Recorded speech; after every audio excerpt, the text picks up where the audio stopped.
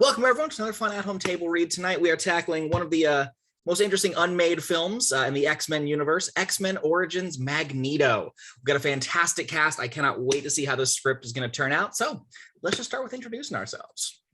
Hi, I'm Jen, and I'm going to be your action description. Hi, I'm Hunter, and I'll be playing Magneto, the Master of Magnetism. Hi, I'm Chelsea, and I will be Dr. Kleinmein. I'm Erik. I will be Agent Graves. I'm Logan. I'm going to be Charles Xavier. Hi, I'm Anne, and I will be Magda. I'm Curtis. I'll be playing Noah Wesenthein. Hi, I'm Johnny. I'll be playing Dr. Grubowsky. I'm Angie, and I'll be the banker. I'm Steven. I'll be Kirken. Hi, I'm Mary. I'm Dee Dee Holden. I'm Travis, and I'll be playing Senator Kelly. All right, well, Jen, take us away. Darkness, the sound of rainfall tickling pavement before we fade up on exterior Auschwitz, morning, present day. Long shot, a somber ceremony. Hundreds gather amidst a gray and gutted wasteland. Dignitaries, presidents, survivors. Insert legend, Krakow, Poland. Closer, a series of shots. Faces withered and full of decay. Old men weep openly, unapologetically. Others smile proudly, defiantly. The burdens of memory. Insert legend, 60th anniversary of Auschwitz liberation. A dark figure, subsumed in shadow, sharks through the crowd, moving away from the ceremony, away from the masses. Close-on dress shoes, setting a steady, if muddy, course as we pan up to see the man we know as Magneto. A multitude of contradictions. Old and vibrant, elegant and angry, brilliant and base. Camera tracks alongside Magneto, handheld. And I scooted too fast. There we go. His trademark hat, coat, and swagger on display. He remains unaffected by, virtually oblivious to the rainfall, and he stops in front of a 14-foot-tall gate. Rickety and full of rust. It's less than formidable, but to Magneto, it's ghastly. He stares at it, lids fluttering like the wings of a hummingbird assaulted by memory. Sound effects, the wrenching sound of metal being bent. Match cut to that very same gate, only now it's mangled open as if the hand of God itself reached down and clawed it apart. Burn-in legend, 1944. Wider to see rain pouring as Nazi soldiers circle a barely conscious boy. This is young Magneto. Excuse me. Erik Lenzner. Let me try that one more time. Erik Lenzner by name. He's 14, filled with promise and possibility.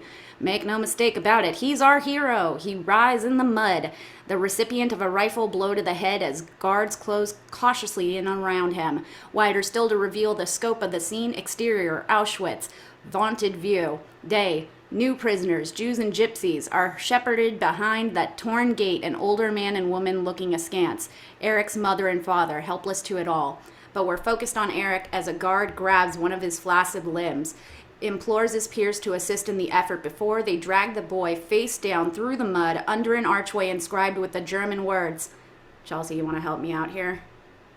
Albrecht macht frei? Work shall make you free. Albrecht macht frei. Thank you! Cut 2, interior infirmary, block 28. Panning shot along a shelf full of specimen jars rife with, dear Lord, are those eyeballs?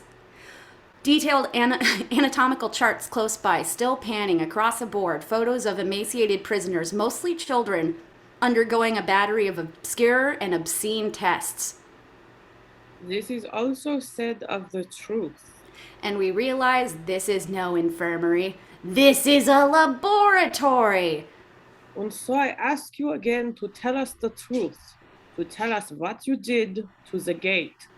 Still panning around the room over the framed photo of Adolf Hitler and the riot of swastika-ridden flags until we stop on a cluster of doctors donning lab coats, their backs to us. They part to reveal Erik. Seated atop a surgical table, his shirt off as if undergoing a thorough physical examination. He looks catatonic as the voice we've been hearing steps into frame. It's Dr. Kleinmein. Fragile features betrayed by reptilian eyes. He cuts an imperious and effete figure. Your parents are dead. They cannot help you.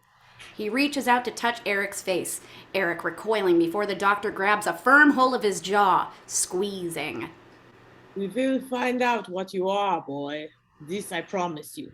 He pulls Erik closer, close enough to kiss, as tears streak down the boy's cheeks, sobbing in spite of himself.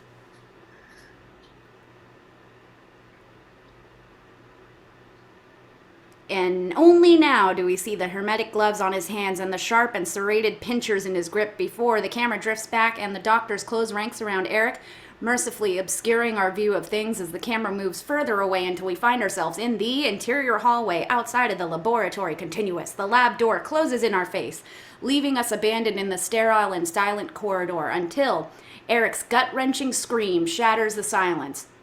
A sound you'll take to the grave, nearly inhuman. Time fade to the door. As it creaks open, Erik emerging. Tough to tell how much time has passed, but his hair's longer, his body's thinner, a virtual scarecrow with skin. Track with Erik closer as he ambles down the hall, every inch a mile, barely able to discern what lurks in the other rooms along the periphery, dang it, Jen. We, however, can't look away. For there, visible through the passing door apertures, we see children, prisoners, test subjects. A glimpse into hell. A slump-shouldered lad about Erik's age has one blue orb. An older boy further down, still tracking, has no arms. Lastly, we see twin brothers with artificially blonde hair and blue eyes. They stare at Erik as he passes. Fade to exterior dining hall, Auschwitz night. Hear the din of silverware on plates before we cut to interior dining hall, Auschwitz night. SS guards patrol the cavernous hall, eyes on prisoners as they sip cold soup. We settle on one of the many long tables where we find Erik staring at his reflection off the green gruel. POV, the face that looks back is even more anemic, nearly skeletal. He doesn't touch the spoon to the left of his bowl, glancing up to meet inadvertent eyes with a gypsy girl around about his age. Shorn of hair, she is defiantly beautiful, unveiling a radiant smile that cuts to Erik's core. And for a second, everything's good in the world before a commotion off-screen distracts Erik, makes him turn to see an SS guard, Kirken, with a scar along his cheek, slams his rifle into a young prisoner's head. Over and over again, Erik recoils at the sight, winces at the sound, but when he looks down, his spoon's not where it was a moment before. It slid a foot across the table, and Erik looks around, making certain no one's noticed as he listens to the hushed conversation beside him. Allies are coming. The Red Army's less than a week away. Only means they'll kill us faster. Sound effects, the wail of the air raid sirens. Cut to exterior Birkenau, Auschwitz night. Nazi soldiers shepherd prisoners from barracks en masse as chaos infects the camp. The liberation is underway. Erik stands with several prisoners by the crematorium, watching with the wounded eyes of a widow or a war veteran. His gaze goes to an old man who's propped up against a barren brick wall beside others, the prelude to an execution. A sinewy SS officer of obvious import orders an underling to dispose of the helpless prisoners. His name is Hans Decker. Under Decker's command, the soldier points his pistol at the old man's head as Erik clenches his fists, closes his eyes, but hears only click. Off screen. Back on the soldier, Erik's POV. His gun jammed. He tries his rifle. It too jams. Back on Erik as Decker brandishes his Sig Sauer. It too jams. Flustered, the soldier unsheathes a dagger before he screams in pain, dropping the dagger, clutching madly at his skull, and we see the helmet tighten around his head, leaving him no choice but to yank it off, toss it to the dirt. The helmet's visibly bent. In the distance, over the snow-freckled hills, Russian soldiers march closer. Erik takes refuge behind the crematorium wall, slumping down against it, head bowed, body a-quiver, staring at his hands as if they belonged to someone else. Wondering what's inside of him when a shadow falls over him, Erik's tear-stained eyes peeking up to see the gypsy girl, Magda, standing over him as if an angel. Erik's POV, she looks down at us, extending her hand, and the air raid sirens wail as we take that hand and fade to black. The air raid sirens stop. Insert legend, 10 years later, slow fade up on the exterior of Ukraine. Sprawling shot, early morning, insert legend, Volyn, Ukraine. The sun lazily ascends over this calm village, but as light stretches across it, we see the residue of war lingers in its battered infrastructure. Cut 2, exterior hillside, Ukraine, morning, wide shot, the only thriving industry in town, a construction crew labors to repair damages incurred a decade before. Closer, we find ourselves on the precipitous edge of a mountain, a skeletal house on a hill. And we hear nothing but the continuous thunk of hammer on wood as we track slowly along a narrow plank.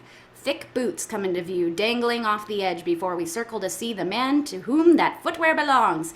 Erik Lindschern. Finally, I get the name right, and it takes us a moment to recognize him, as well as get his name right. Everything altered or enhanced.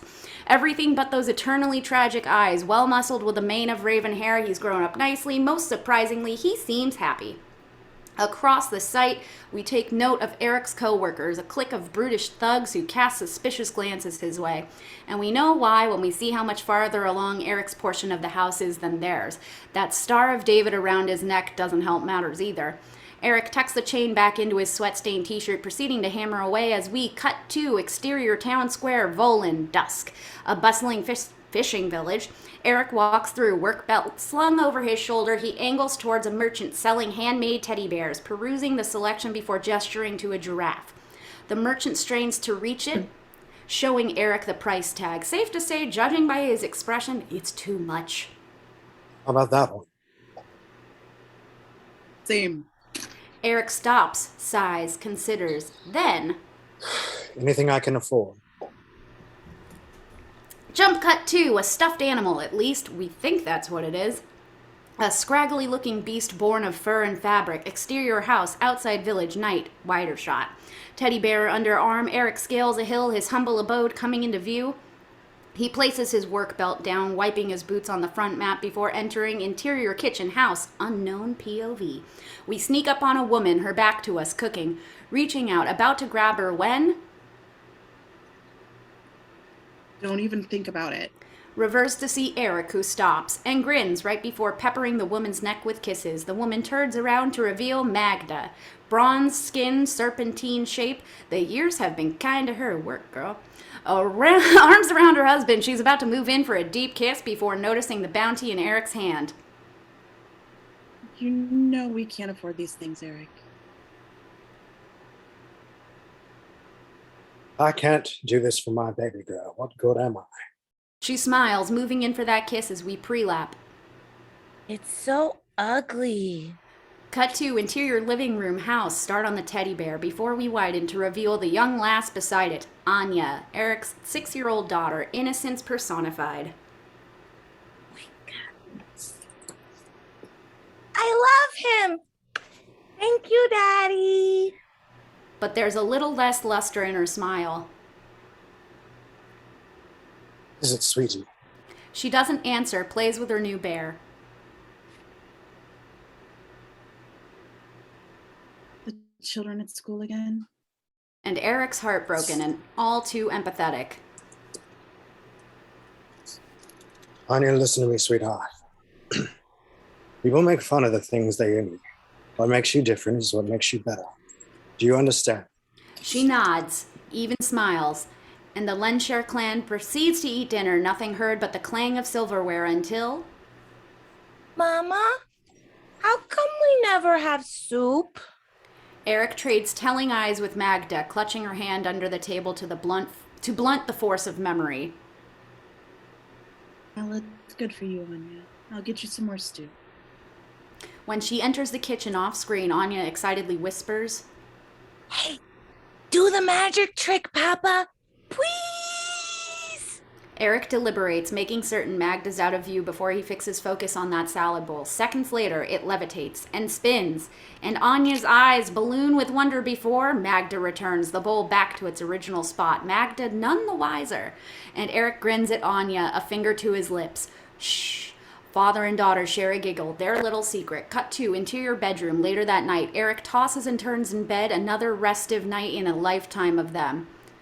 Thrashing at sheets before, he wakes, but not with a start, with a calm familiarity. He turns to see Magda, awake all along. She runs a finger down his arm, over the number tattooed there. No need to ask the content of his nightmare.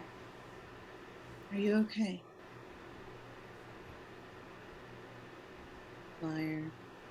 They share a laugh, signifying anything but humor. Then, Something in me, Magda. Something we've had since Auschwitz. Something I've never told you about. And he's trying to speak of his unexplored powers, but Magda misinterprets, truncating his confession with, I know. I have it too. We all do. We can't let anger define us. We're building something good here. He considers correcting her. Doesn't. Only smiles and holds her tight, never wanting to let go. Cut to interior kitchen the next morning. Erik enters, ready for work. Anya doing a crossword puzzle as she spoons cereal. Magda sketches on a pad close by. Want me to make you lunch? Break early. I'll grab something in town. What do you draw? Nothing. Get ready for school. Anya puts her cereal bowl in the sink before scampering into the next room, leaving husband and wife behind. Then, It's good to see you drawing again. Can I see it? she looks up at him, eyes tender but resistant. A matter of trust, she peels the sketch cover back, excuse you, to reveal her drawing. Done in charcoal, it's a chilling rendition of Birkenau, something haunted and unnerving about it. That's all I can draw. All I see. And Erik softly, lovingly caresses her cheek. Not forever. And he smiles down at her, the moment disrupted when Anya runs back into the room, Erik hoisting her into his arms, instantly returning to daddy mode when he announces, Today, we're all walking to school together. They look at him oddly. Clearly, this is a rare occurrence. Cut to exterior village outskirts. Morning. Anya's flanked by her parents, holding hands. Why are we going this way, Daddy? It's longer. He stops, squints, points. That's why. Magda and Anya halt, following his finger to see. You came to show us dirt? Not debt. Land. Our land. It takes a moment for Magda to realize. It's ours. And Magda and Anya wrap their arms around Erik, who casts a wayward glance at the property. It's not much now, but it will be. I'm good with construction, you know. Cut to exterior construction site day. Slowly push in on Erik's sunburnt body, hammering on the side of a nearly finished home, building a wall.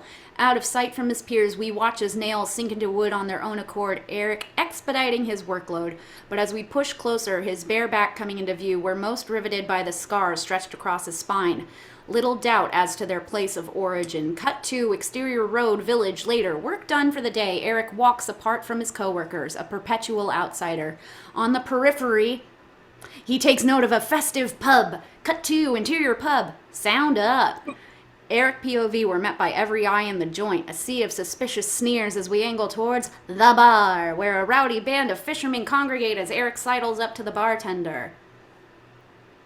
I'd like to get something to eat, please. The bartender waves him off, shooing him towards the dining section of the pub, and Erik glances down the bar to see several townsmen staring at him. He nods affably back. They don't reciprocate. And he's about to look for a table when he catches inadvertent sight of a loud man at the end of the bar, clearly inebriated. There's something familiar about him. Close on Erik, an epiphany in his eyes as he spots the prominent scar on the man's right cheek, realizing, it's Kirken! The guard last seen abusing a prisoner in Auschwitz. Ruh-roh. Back on Erik, heart thundering like a church bell, we move closer to Kirken. Erik's POV, everything going mute, nearly oblivious to the men who bump and bark at us off-screen as we pass, sound resuming when we reach the other end of the bar. Only air and opportunity separating us from Kirken. Erik moves closer, trying to elicit a glance. Still not wanting to believe it's him, not wanting to believe this man's free. But a glimpse of those ice-pick eyes of that coarse skin, and there's no doubt who this is, you jerk. Feeling eyes on him, Kirken looks at Erik, nodding before he drains another mug of ale, but Erik can't look away, eyes unblinking, not so much searing as stunned. So once again, Kirken turns back. Can I help you, friend? My friend. Erik can't speak. He can't breathe. Can barely move. Kirken smirks, shrugs, motions the bartender for another. You speak English? Erik nods, his chest swelling with each labored breath, and Kirken looks at Erik's hand and eyes scroll too far. On the counter, it shakes. He says something in Russian. We don't translate. To the bar flies, eliciting laughter at Erik's expense. Then finally, a voice cold from deep in Erik's belly. You're German. Look closely, and you'll see a wrinkle flex across Kirken's forehead, replaced by a reflexive, I'm Russian, a citizen born and raised. Do not bother me, boy. but Erik stays, trembling with fear. Or is that rage? And then, emboldened, Erik peels his right sleeve up, revealing the number tattooed there, and Kirken looks at it, and looks at Erik, and smiles. Always nice to see old friends. You jerk! Erik reaches out, grabs Kirken's shoulders, and in an instant, Kirken whirls and spits in Erik's face. Erik recoils, humiliated, patrons laughing around the bar. Not too late to start what we finished, boy.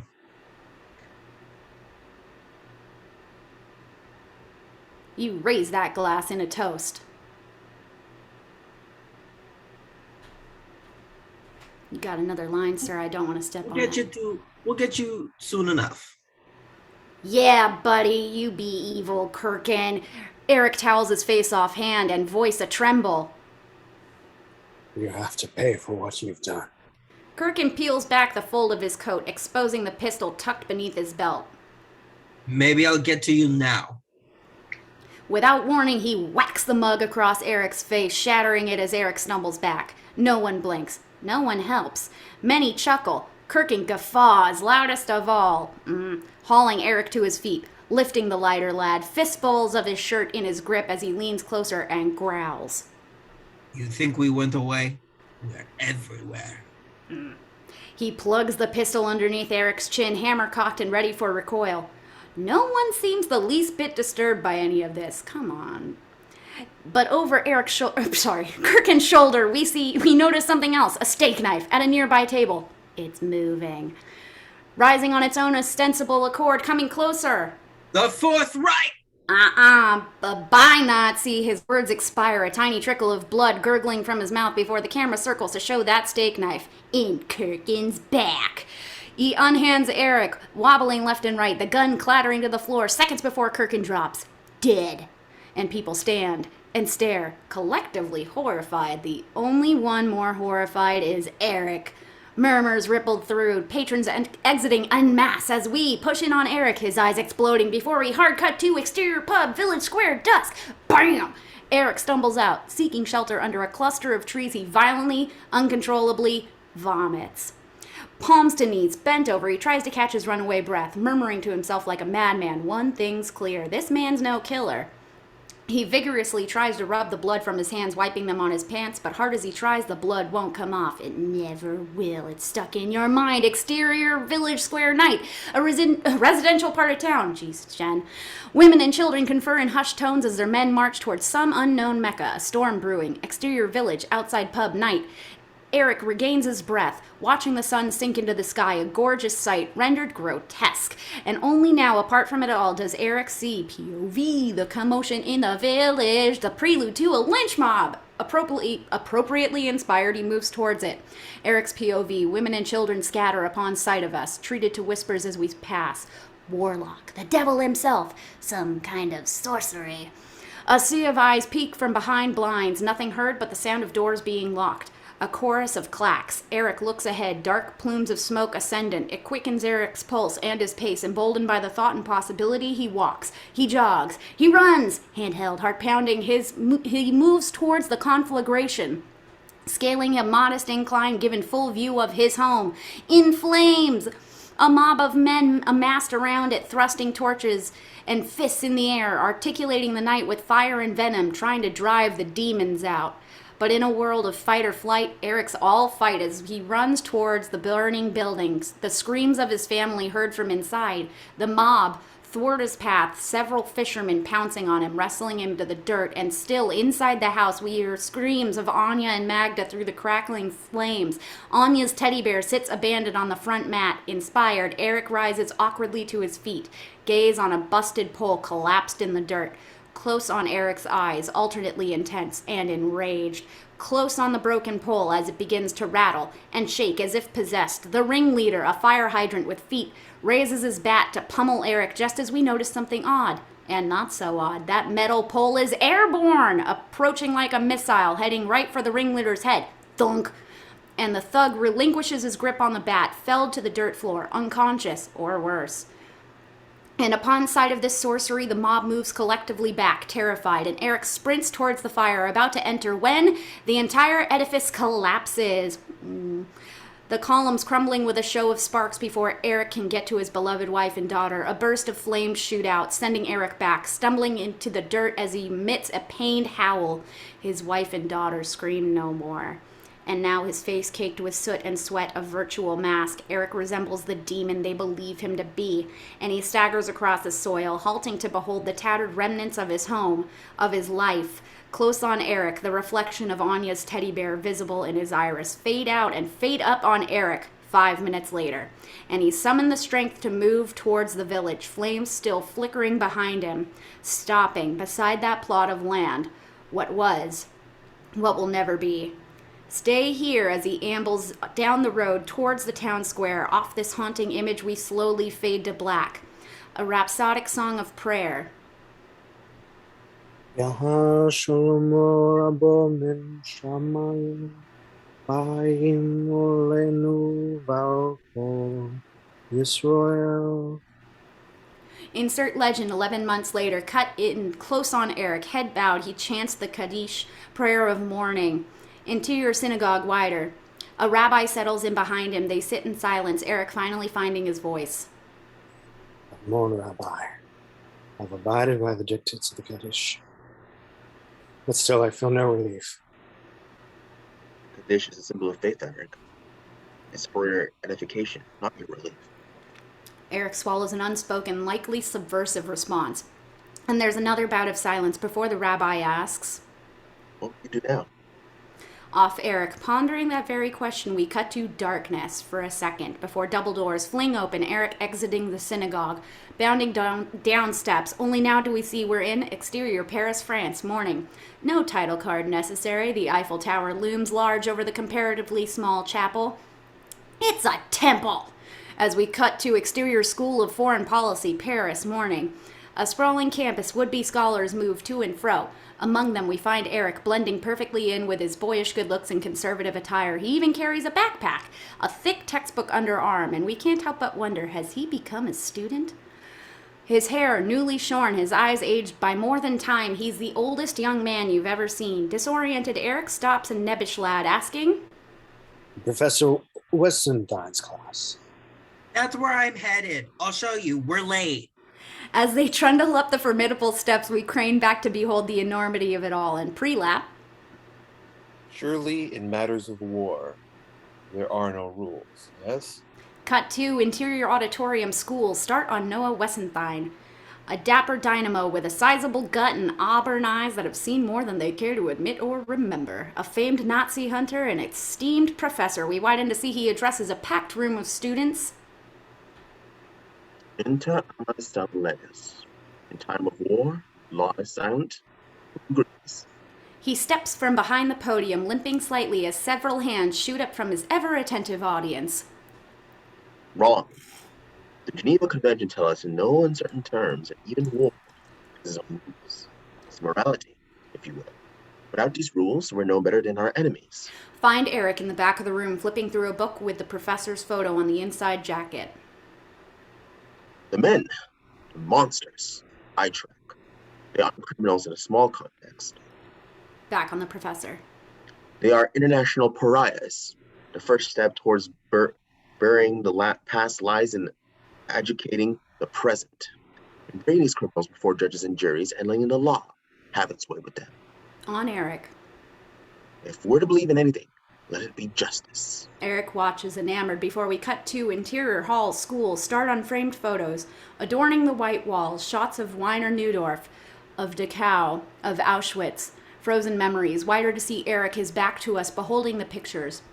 We need not discern his face to know the thoughts evoked. A blonde sidles up, flirtatiously appraising Erik before...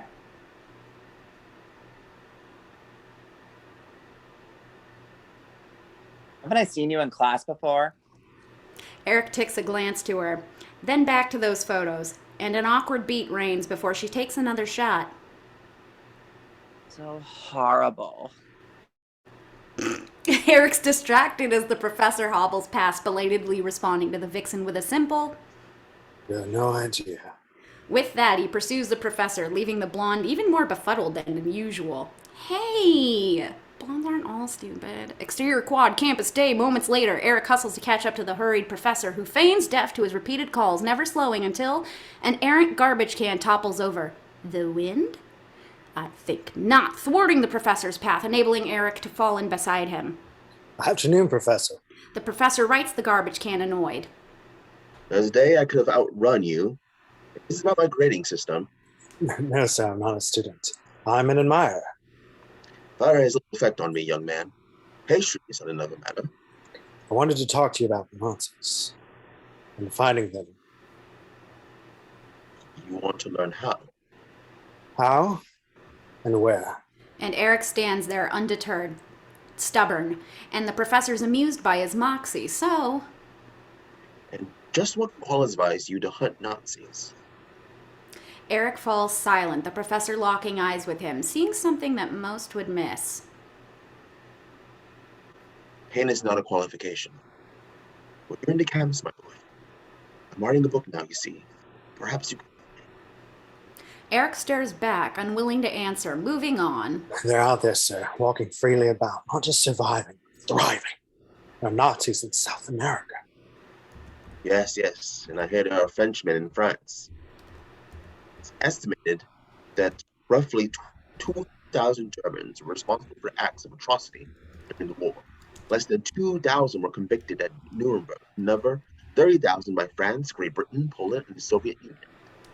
Less than 20% of those responsible have been convicted. I say they're out there, indeed. The professor lights a cigarette, enabling us to see his clubbed hand, a number emblazoned on his right forearm. Lead the hunting to the hunters, my boy. With this, he recedes, Erik calling after him. Auschwitz. I was in Auschwitz, Professor. Off the professor, instantly affable as we cut to interior office, high-rise, start on the 15th floor view. Downtown Paris at dusk, the aqueous sky, the infinite horizon, simply breathtaking. Mengele's program was inspired by Charles Davenport's theory of eugenics when he taught at Harvard University. Full back more to see the office confines, an aisle of opposing filing cabinets, reams of research. Based on the belief that men and women could be bred and executed in a Darwinian struggle for physical and mental dominance. Stop to find Erik at a table across from the professor, who eats voraciously as Erik stares at photos of war criminals. On an effort to create the master race. The professor eyes Erik as he sips from a coffee cup. They were close to achieving these goals before the liberation. Erik falls silent, the professor gently inquiring. You were but a boy. Do you remember? A beat. I remember. Too much, and not enough. There's a man in Israel who helps survivors. He's quite good, they say. He pushes away from the table, rummaging through a cluttered drawer until he emerges with... his card. He slides the card across the table. Erik, other matters to tend to, doesn't even look at it, hastily tucks it away. And in an effort to change the subject, he points to the photos of Nazi war criminals spread on the table. These men are all free. Living under assumed names, many in South America, some here in Paris, some to even say in Israel and America, hidden in plain sight. Erik comes across a photo he recognizes. Decker. He slides it aside, then... Kleinmein. Dr. Kleinmein. The professor knows the name, feels more sympathy for Erik. A ghost. No one's sure where he is. Erik's hands turn to fists beneath the table. You sure you wouldn't like some food?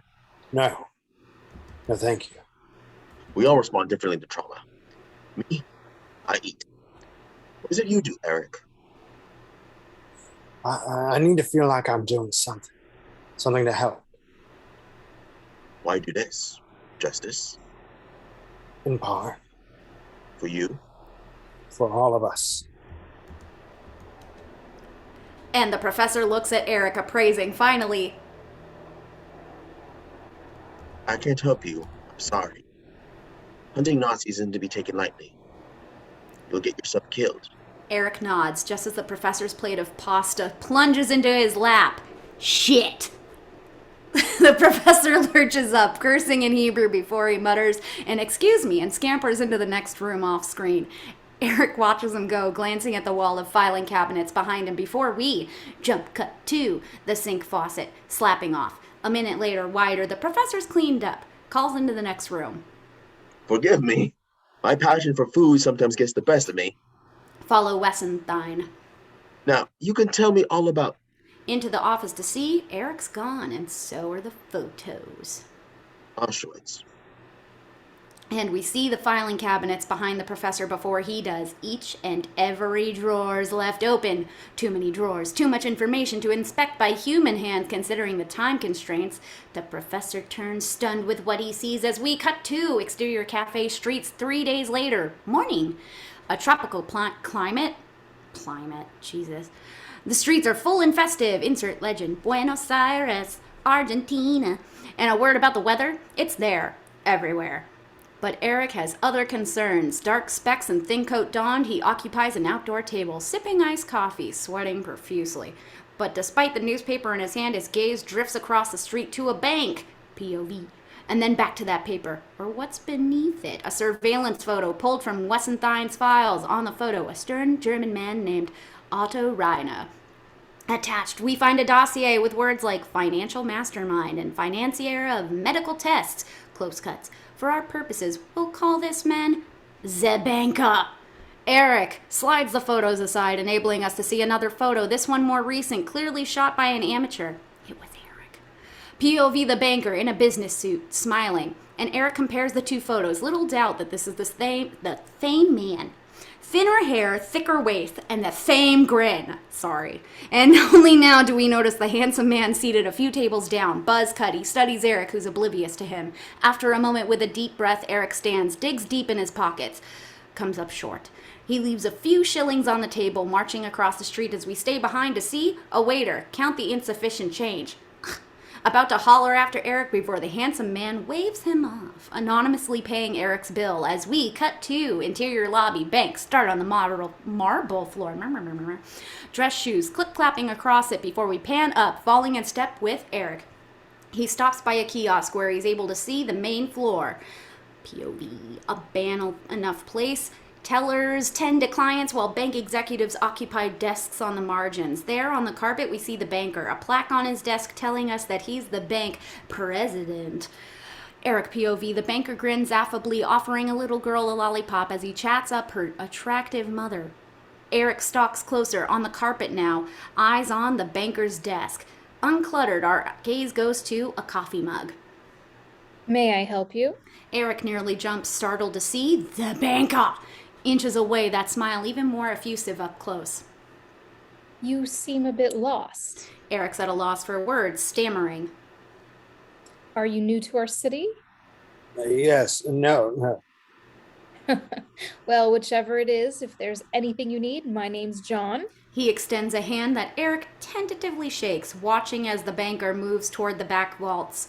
Erik focuses back on that desk and the coffee mug atop it. A security guard circles close by. Erik sweeps the scene, waiting for the guard to turn away, making sure that customers are sufficiently occupied before that coffee cup rises and floats through the air. An intoxicating moment for Erik. The mug goes right into his hand, but then Erik sees the little girl staring at him, having witnessed the whole thing. The sight of her conjures memories of his beloved Anya.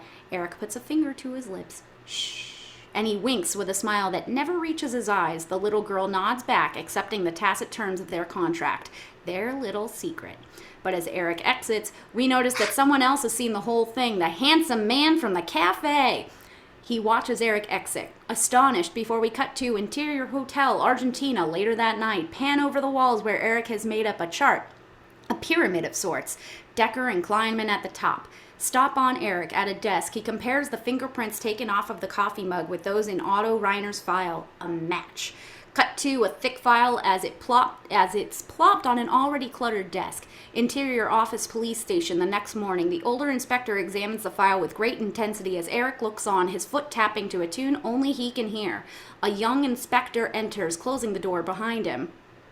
You've done this on your own? The fingerprints, everything? Yes, sir. Impressive. He slides the file to his colleague. What's your interest here? My interest is that of someone who doesn't want mass murderers walking free. I don't want a reward, if that's what you're asking. This man, he's part of the community, a respected part of the community. Which is exactly why we'll deal with this matter swiftly. Thought it best to alert you before telling Interpol. No need for that. This is our concern now, Mr. Burns. Daniel Burns. We tend to our own backyard here, Mr. Burns. This won't be tolerated, I assure you. And Erik nods, already on his way out before. Mr. Burns, where should we contact you? Erik stops, hand on the doorknob. What for? Keep you updated, of course. Why? You've already assured me it'll be dealt with. And Erik exits, the inspector's trading eyes as we cut to exterior police station day. Erik trundles down steps, passing uniformed police officers who loiter beside a pair of prostitutes. Across the street, leaning against a Jeep, Erik sees the handsome man from the cafe.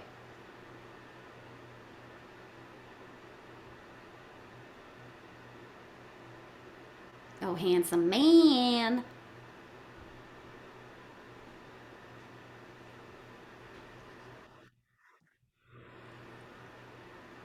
Afternoon.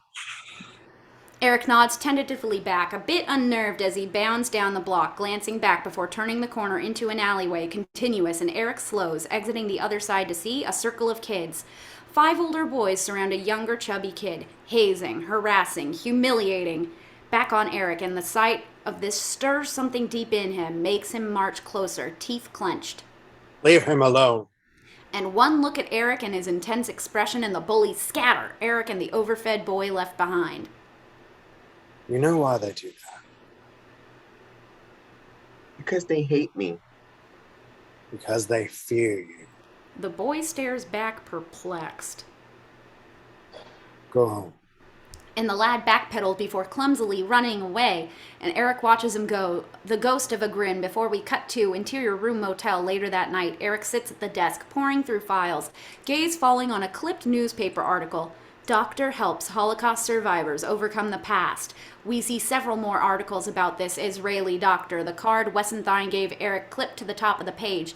He stuffs the articles back into a file before he goes to the bed and the Bible atop it.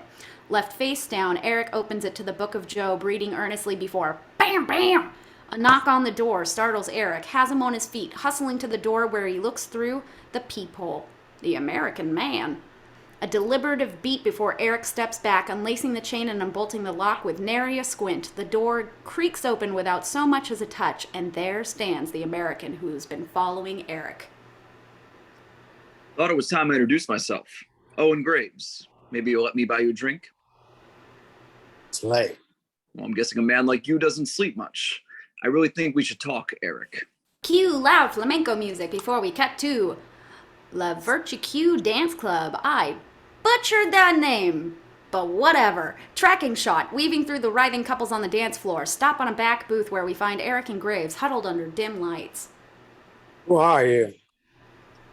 I'm with the federal government. I'm here to help. That was a joke. I'm with the Central Intelligence Agency. In support of this, he tosses several surveillance photos on the table, showing Erik as he arrives in Argentina, and then, more tellingly, Erik in the bank. Professor Wesenthein, if I got that right, told us about you. Said you might be here, but we had no idea how special you were. My experience, the best foreign agents aren't motivated by greed. What are they motivated by? Revenge. You want me to work for you? Work with us. You can go places, do things we can't. You're less accountable. You mean more expendable? Graves places a wad of cash on the table, motioning the waitress over before leaning closer to Erik. Look, I understand your trust issues here. If I went through what you did, would be practical. You need money. You need friends. With this, he peels several crisp bills out, simultaneously paying the bill and flirting with the waitress. Thank you, Mr. Graves, but I'm doing fine on my own. As he stands, Graves content to let him go before... Erik, other way. You can't go out that way. Helps know where you're going on foreign land. He waves bye, Erik exiting the advised path, knifing through the patrons on the dance floor before he spots a face in the crowd. The banker! Sandwiched between two gorgeous women, not a care in the world, and Erik stops in his tracks, his inertia in striking contrast to the kinetic frenzy around him, and he stares at the banker, who's too busy having the time of his life to realize the interest he's evoked. Erik looks back to the booth, but Graves is gone. Hard cut to exterior club street night. Bam! A back door slaps open. The banker and a lovely lass are spilling out, fully inebriated, and after a brief and graceless wrestling match? I mean, they're about to mash, so that kind of works. The lass wisely breaks free and stumbles off on her own. JK leaving the banker behind, shouting drunkenly after her. And after a moment, he forces perfect posture before ambling down the vacant alley, heeding nothing but the faint sound of rolling thunder? Ears attuned, the banker squints down, spots the source of the sound, a small ball bearing, rolling towards him. The size of a large marble, it halts at his feet, and the banker peers down at it, giggling like a schoolgirl, squatting for a closer look, angle on ball bearing, its shiny surface enabling us to see the banker's bemused expression. He sees something else too. Erik.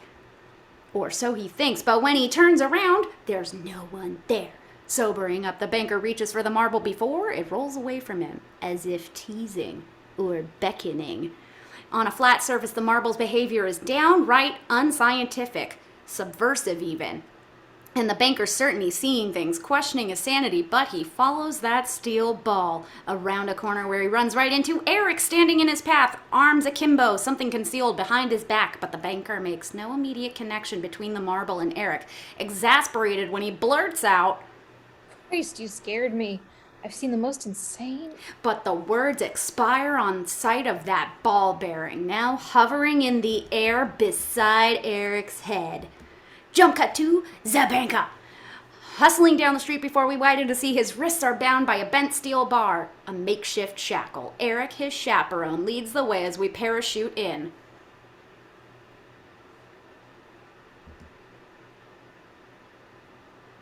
You have an arrangement with the police, is that it? Is that how it works? I'm an Argentine citizen. I'm... Otto Reiner, war criminal, murder.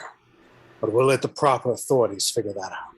Erik shepherds his captive past local denizens. Help me! Help me! Bye, Nazi. Erik conceals the shackles on the banker's wrist when he tells the locals. He's had a bit too much to drink. My apologies. And the people move on with predictable apathy. They all been there. No one else in sight. The banker focuses on Erik, desperate. Wait. I have money, a lot of money. I'll give you whatever you want. Anything. Anything? You build a time machine. Then you're no help to me. I'm just the many man, yes? You understand that, yes? Clean hands, dirty hands, is that the idea? Up ahead, we see the townhouse-like edifice of the embassy, American flags fluttering off its front. Kleinmein. Dr. Kleinmein. Tell me where he is. I don't know. They don't tell me these things. Who? Who does? The Fourth Reich. Tell me where they are. I don't know. They contact me. Erik's brows furrow as the shackles tighten on the banker's wrists, his veins flaring, his face going flush. I don't know. I told you. I'm just... I know. The money man. Well, money man, let's go see what you're worth. He flings the banker through the embassy doors as we cut to interior lobby, American embassy continuous. Erik hauls his bounty to the front desk, behind which we see a young receptionist. On the periphery stand two Marines. Upon sight of Erik, one quietly unclips the holster housing his .45 1911. This man's name is Otto Reiner. He's a Nazi fugitive and known war criminal. The reception looks up, chewing her gum with aerobic fervor. Then, without missing a beat... Do you have an appointment? Erik smirks, about to bark back when... My name is John Handers. I'm an Argentine citizen, and this man has abducted me. In no time, Erik and the banker are shouting at each other, drawing the attention of everyone in the office. None more pertinent than the Marines, who now brandish those sidearms, one on Erik, one on the banker. An embassy official steps into the fray, angling for Erik. Sir, may I have your passport? This man is... He kidnapped me off the street. My papers are in my back pocket. This is an outrage! He gestures to his bound hands, unable to wrestle his identification out without assistance, a fact that places even more suspicion on Erik, the Marine's guns favoring him as the embassy official inspects those handcuffs, wondering, how did you do this? Marine number 1 tries to remove the cuffs, to no avail. There's no lock, no key, no explanation. Listen to me. My name is Erik Lyncher. This man is John Henders. And you have yet to show us anything. Remove the cuffs, sir. Erik sizes up the situation, resolution in his eyes.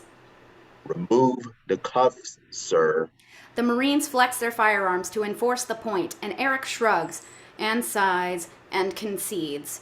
And we watch as those shackles peel slowly off on their own, to the utter amazement of everyone. The ultimate distraction, the rest happens fast. The steel bar, now wrenched straight, is used to smack the pistol from Marine number 1's grip before Erik kicks the gun from Marine number 2's hand, leaving him to contend with a recent arrival we'll cleverly call Marine number 3. The steel bar now in Erik's hand as if a tire iron. Drop it.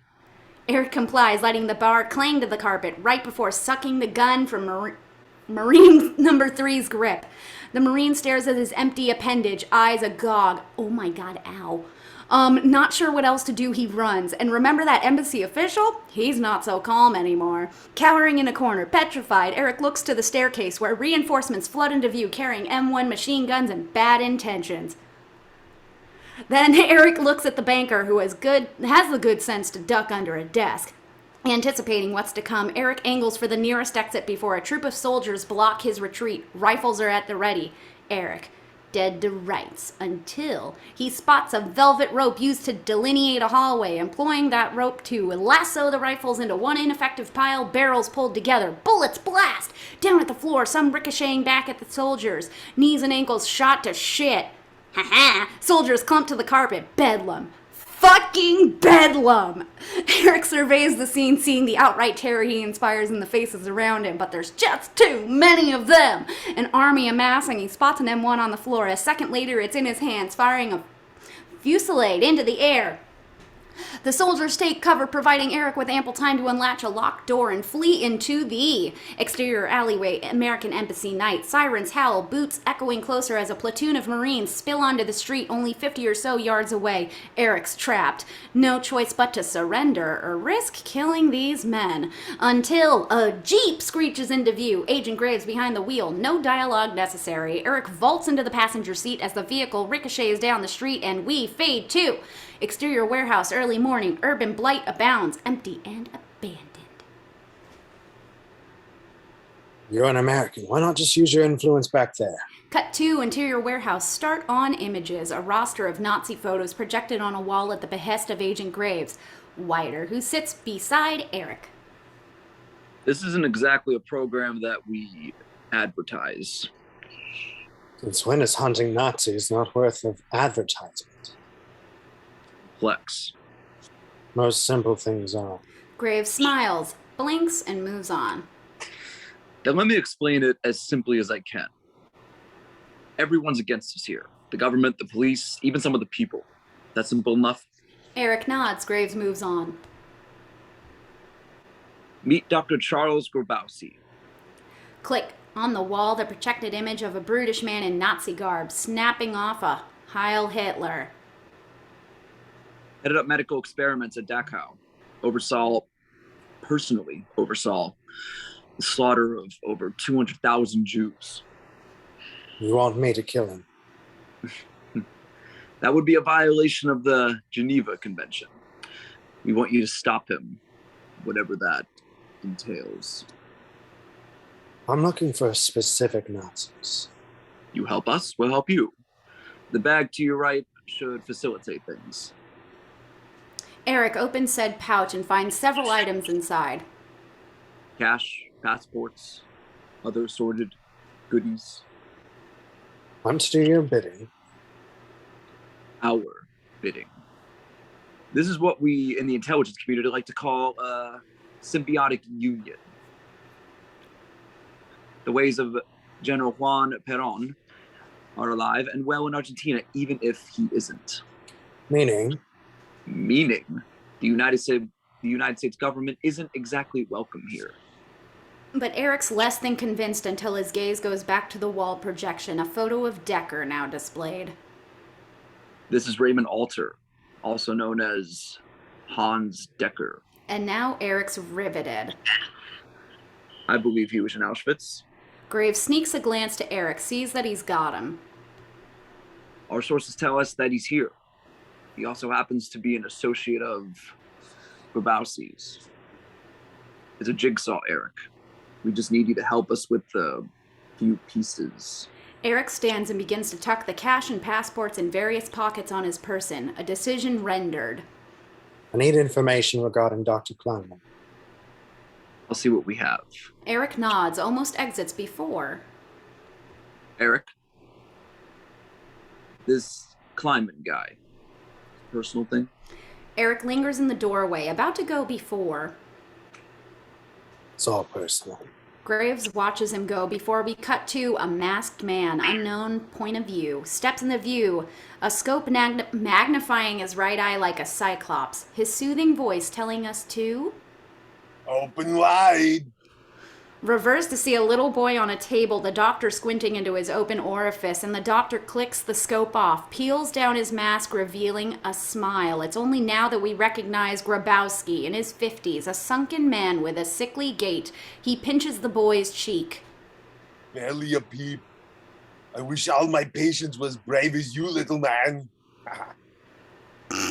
Off his crooked smile, we cut to interior reception area, doctor's office, start on kids, each and every one exasperated, staring at some unseen entity. Reverse on Erik, entering this children's clinic, drawing attention and awe as he approaches the desk and the assistant behind it.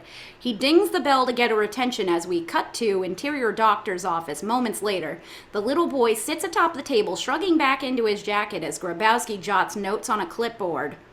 If you don't tell your mother, there's a candy in the jar for you. The door slaps open, Erik entering shortly thereafter, standing in the threshold, eyeing the kid with apprehension. What's this? I'm with the patient. Before he can complete the sentence, the table with the lad atop it wheels briskly out the door. A moment later, the door slams shut. 2.3 seconds later, Erik's alone with the doctor. Interior hallway. Doctor's office! Continuous. The table atop them stops in the middle of the hall. The kid ecstatic. Interior doctor's office. I can't do it. I'm gonna stop. And there's a stunned beat before. How did you do that? Erik steps closer. The doctor steps back. I'm calling the police. He reaches for the phone just before it slides out of reach. There are higher authorities than your police. Erik glances at the medical instruments laid out on the table, blinking the memories they resurrect away, and Grubowsky backpedals until he's against the wall, hand clawing at something behind him. What are you? You're the monster here. I'm a doctor. I treat children. Yes, I'm told you have wartime experience treating children. Do they still come to you at night, doctor? Or do you sleep soundly? You've no right to be here. But Erik keeps coming. Hans Decker, where is he? I don't know what you're talking about. But Erik's eyes are unblinking, Grubowsky blurting out. They'll kill me. There are worse things than death. Where is he? I can't tell you. Where is he? Grubowsky stares blankly back until his stethoscope... Let me try that again. Stethoscope curls around his neck as if it's a python, tighter and tighter. You mean to kill me? I don't have the Constitution. I've been around killers all my life. The stethoscope becomes a noose, pulling up, choking Grubowsky until finally... Okay, please. The noose goes slack. The doctor settling to his feet, catching his breath, a look of calm resolve coming over him, and only now do we see what he's been reaching for in the drawer behind him. A pistol! And Erik's caught off guard, exposed, but... I sleep like a baby. He promptly tucks the pistol under his chin before shouting, Heil Hitler! Bleh. Erik's eyes blister open before we hard cut to interior hallway, outside office, close on the little boy. Bang! The boy jumps on reflex. Back inside the doctor's office, continuous close on Erik, not sure how to react. Still unaccustomed to the sight of blood, he averts his eyes, grimaces. Gradually, skittishly, he moves to the drawer Grubowsky pulled the gun from, sorting through it to find a stack of letters. The same return address on most. Naragos, Buenos Aires. Close by, Erik finds orders for surgical supplies to be forwarded to the same address. He grabs the letters, stepping carefully around Grubowsky's body, still averting his eyes. Interior reception area, doctor's office. Moments later, Erik walks through, the assistant and the kids cowering down, turning away from him in terror. Erik tries not to feel like a monster. Cut to exterior street, Buenos Aires, the next day. A desolate part of the city we move with Erik, now donning the trademark hat he'll be partial to in later years as he bounds past a vine-ridden wall, turning into a hidden courtyard teeming with dead leaves and dirty sunlight. Agent Graves inhabits a table, doing a crossword puzzle, never looking up as Erik settles in behind him. Across from him, I'm sorry. Something to drink, Erik? Erik? But Erik can't take his eyes off that crossword puzzle. My daughter. She used to do these. Graves is caught off guard, unsure of what to say other than... I'm sorry. Good memory. Then, to protect himself from the softness of sentimentality... Grubowsky killed himself. Graves not surprised. That bother you? That he's dead. That you didn't get to kill him. I'm not a killer.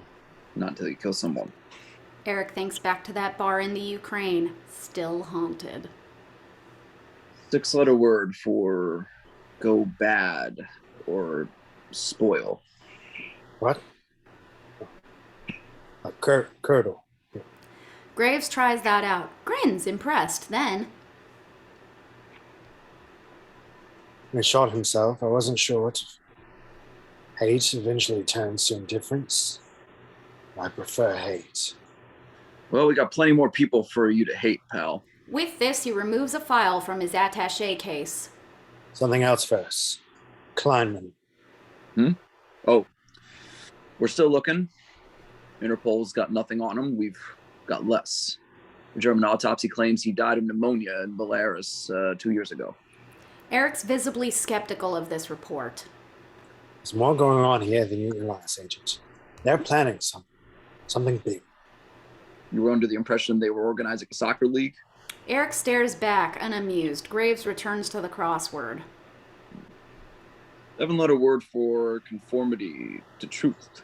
Erik stands nearly out of the courtyard before he answers. Justice. Graves tries that out. Giggles. Should have known that one. When he looks back up, Erik's gone and the file's still there. Cut to exterior Palermo Viejo, Buenos Aires, dusk.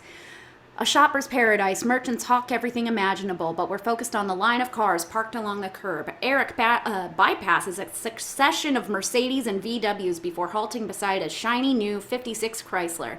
He blinks, the locks popping instantly up as we cut to interior Chrysler, moving, night. Pitch blackout, Erik keeps his head bowed in a map as he traverses through the bucolic countryside. Car headlights wash over him from up ahead, coming closer, interior truck, moving. A farmer putters past the Chrysler, looking over to see Erik, head buried in a map, in the passenger seat. The farmer's eyes go wide, nearly driving off the road as he studies the rear view mirror, and we time cut to exterior road, Naragos night, sprawling countryside. The Chrysler rumbles past abandoned homes, stopping by a cluster of brush and bark. Cut to interior Chrysler, stationary. Erik's eyes in the rear view mirror, POV, a moment of reflection, or perhaps pause. But only a moment, because then, like a shot, he exits. Cut to exterior estate night, a calmly placed. There's nothing particularly interesting about it, aside from the unruly, long-neglected weeds. Nothing furtive grows here. We hear the faint crunch of grass before Erik crouches into frame, 20 yards from the house, and he's about to stand to get a better look when the front door cracks open. A skinny man emerging in civilian attire, surveying the scene, he sparks a cigarette. And we think him a farmer until we discern the pistol and dagger tucked inside respective shoulder holsters. He exhales a ring of smoke before returning inside. Erik takes a deep breath, moves closer, cut to interior estate entry hall moments later, empty. No furniture, no pictures, no personables. Slinking through, Erik notices magazines atop a glass table. Saman and Die Hitler Jugend. I'm Jewish. The Nazi motif furthered as Erik enters the family room to find a flag taped to the wall, an enormous swastika. Perfect. And Erik stares at it before pulling on the Star of David from inside his shirt, distracted by voices. German voices. It takes him a moment to realize they're coming from outside. No time to figure out where exactly, because this skinny man enters the room, as surprised to see Erik as Erik is to see him. Then, a mad scramble. A scrum of limbs. Close quarter combat. It's messy and graceless, and after a few clumsy blows, Erik finds himself on the floor, the Nazi straddling him, shouting for help in between punches to Erik's face. A hand on Erik's throat, he begins to choke him, removing a knife from his belt. Powers constrained, Erik writhes beneath the Nazi's grip. Things are looking dire until the Nazi smiles, exposing a mouth full of braces. Hoof.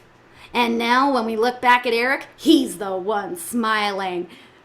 Sound effects? A blood-curdling scream. Jump cut to, same scene moments later. Erik's on his feet now, on the move. We needn't see what he did to the skinny Nazi. We can feel that orthodontia, man. Excuse me. Exterior estate, east side, night. The Nazi's aborted scream has garnered the attention of 3 of his comrades who scamper into the house, moving past Erik, who ducks behind a stack of tires, staring at the grounds. Only the full moon provides any source of light. That and the car beams bouncing off of the stable, from which we see 2 soldiers transporting boxes toward 2 jeeps idling on the glass. Erik slinks closer, taking refuge behind a rust-ridden tractor, pondering options before his eyes fall on the alpha male directing the action. Decker, this time doing a little to quell his penchant for tyranny. Erik POV, another soldier, hauls a box of grenades towards one of the jeeps, carefully placing it in the back. One thing is clear, these men are assembling an arsenal. Then, as if mesmerized, Erik steps into the open, moving brazenly towards Decker. The 3 soldiers notice from behind, shouting, "Halt!" And Director turns to face Erik, mere feet away, and there they stand amidst the confusion, rifle barrels fixed on Erik's back. He seems less than concerned. You don't remember me. Decker calmly removes his sidearm, checks the ammo. Don't trust I'll need to. I just looked up and it was a mistake. Full of calm, void of contrition, he lifts said firearm as some 30 yards away, a hand grenade tumbles errantly from the back of the Jeep like a tomato. Tell me what I am. Tell me what you did to me. That hand grenade rolls closer to the soldiers. I'd rather show you what I'm going to do to you. Erik closes his eyes, keeps them there, as if accepting his fate or expediting that of others, and we hear a blink from the faint but indelible sound produced when a pin's removed from a grenade, invariably followed by a boom, sending shrapnel towards the soldiers behind Erik, knocking them to the dirt, wounded and debilitated. Decker shields himself from the explosion. The Jeep launched into the air before thundering back like a deflated tennis ball, gradually activating each and every grenade in that box. A succession of explosions illuminate the night, sending everything into disarray. It's as if the compound's under attack, Nazis firing at unseen enemies. Erik uses the pandemonium to his advantage, punching out the Nazi who's approaching from behind, delivering a debilitating kick to another's knee. He dislodges their firearms with a flick of his head, but Erik loses sight of Decker, scouring the grounds for his adversary when he feels a Nazi blitzing him from behind, nary a second to react, whirling to see the glint of a sword. Erik extends a hand, unsheathing a dagger from a fallen soldier's belt, vacuuming it into his grip before plunging that dagger into the Nazi's belly. And there's nothing mythical about this murder, blood bubbling from the soldier's mouth as he blinks at Erik before collapsing to the dirt. Dead. Erik looks at the body, looks at his bloody hands. The first murder he's intended to commit, it gives him no joy. And he stares down for what feels like an eternity until... I remember you now. Decker, behind Erik, 15 feet away, eyes full of fire, fist full of steel, and Erik tries to turn, but blam! He's blown back. Decker unloads. Blam, blam, blam! Trying to finish the job as Erik rolls away, the gunshots kicking up dirt. dirt. Inches away, another explosion rocks the compound, Jeep debris raining down. Erik claws his way towards a water well as the stable doors slap open, horses scurrying out, only adding to the chaos. The thoroughbreds dash in circles, caught in the frenzy. We hear the rumble of the remaining Jeep engine before we see Nazis driving off, and we hear the thwack, thwack, thwack of helicopter blades. Erik looking up to see a chopper given flight, and hard as Erik tries, wounded, he's unable to manipulate metal. His powers diminished, and he's left to watch, clutching his gunshot shoulder as the chopper soars into the sky. Interior chopper in flight. Decker looks down through the canopy at the wounded Erik. Erik stares back. Exterior estate backside night. Erik staggers to his feet, watching the helicopter recede before surveying the scene, the detritus of his deed. A field of flames, and Erik catches his breath as one of those errant horses trots towards him. Erik reins it in, pats its mane, calming the beast. An odd contrast to the violence we've just witnessed. There's a paradoxical tenderness to this man. Shh, it's okay. They're all gone. But he stops when he looks at the horse's face and sees one of its eyes as a synthetic shade of blue. Cut to interior stable, estate, moments later. Darkness punctured as the doors wheeze open, the background blades forming a silhouette around Erik, who enters to see the stalls, now only housing hay. But as he wades deeper in, he spots a pathway leading to an underground bunker. Erik's POV. We trundle down steps as the inscrutable and subterranean confines coming into view, revealing a laboratory, even more advanced than the one in Auschwitz. Erik inspects the jars arrayed along the shelves, vials of extracted blood not far away next to obscure medical charts. He rifles through several boxes, discovering a trove of passports, among them Decker's. Erik's hands flip through more passports, a blur of faces before we halt on a strikingly familiar one. Kleinmein. New name, Albert Feynman. Same eyes, depraved. And the very sight of him sends shockwaves through Erik's spine, his hand trembling with the realization that Kleinmein's alive and still conducting his experiments. Erik slips the passports into his pocket, delving deeper to find something even more disconcerting. A map of Israel. Travel brochures, plans, sirens off screen howl in the distance, coming closer, a hand on his gunshot shoulder. Erik hobbles out as we crane up to exterior estate night, wide shot, decimated, a virtual inferno, police cars approach, slow fade to exterior Washington, D.C., day, morning, the Lincoln Monument stands tall and proud over the Potomac. Insert legend, Washington, D.C. Congressman Kelly, these accusations are spurious and without merit. Interior Committee Room, Congress, Washington, D.C., CIA Deputy Director Holden, a gray wolf who knows where the bodies are buried because he buried them, testifies before a panel of congressmen. Among them, as pugnacious as ever, we see the man we'll come to know as Senator Kelly, 26, a first-term congressman. Insert legend, Congressional Subcommittee on War Crimes. I have no knowledge of any U.S. operative in South America. You have no knowledge of any affiliate who's been killing alleged Nazis without benefit of jury or tribunal.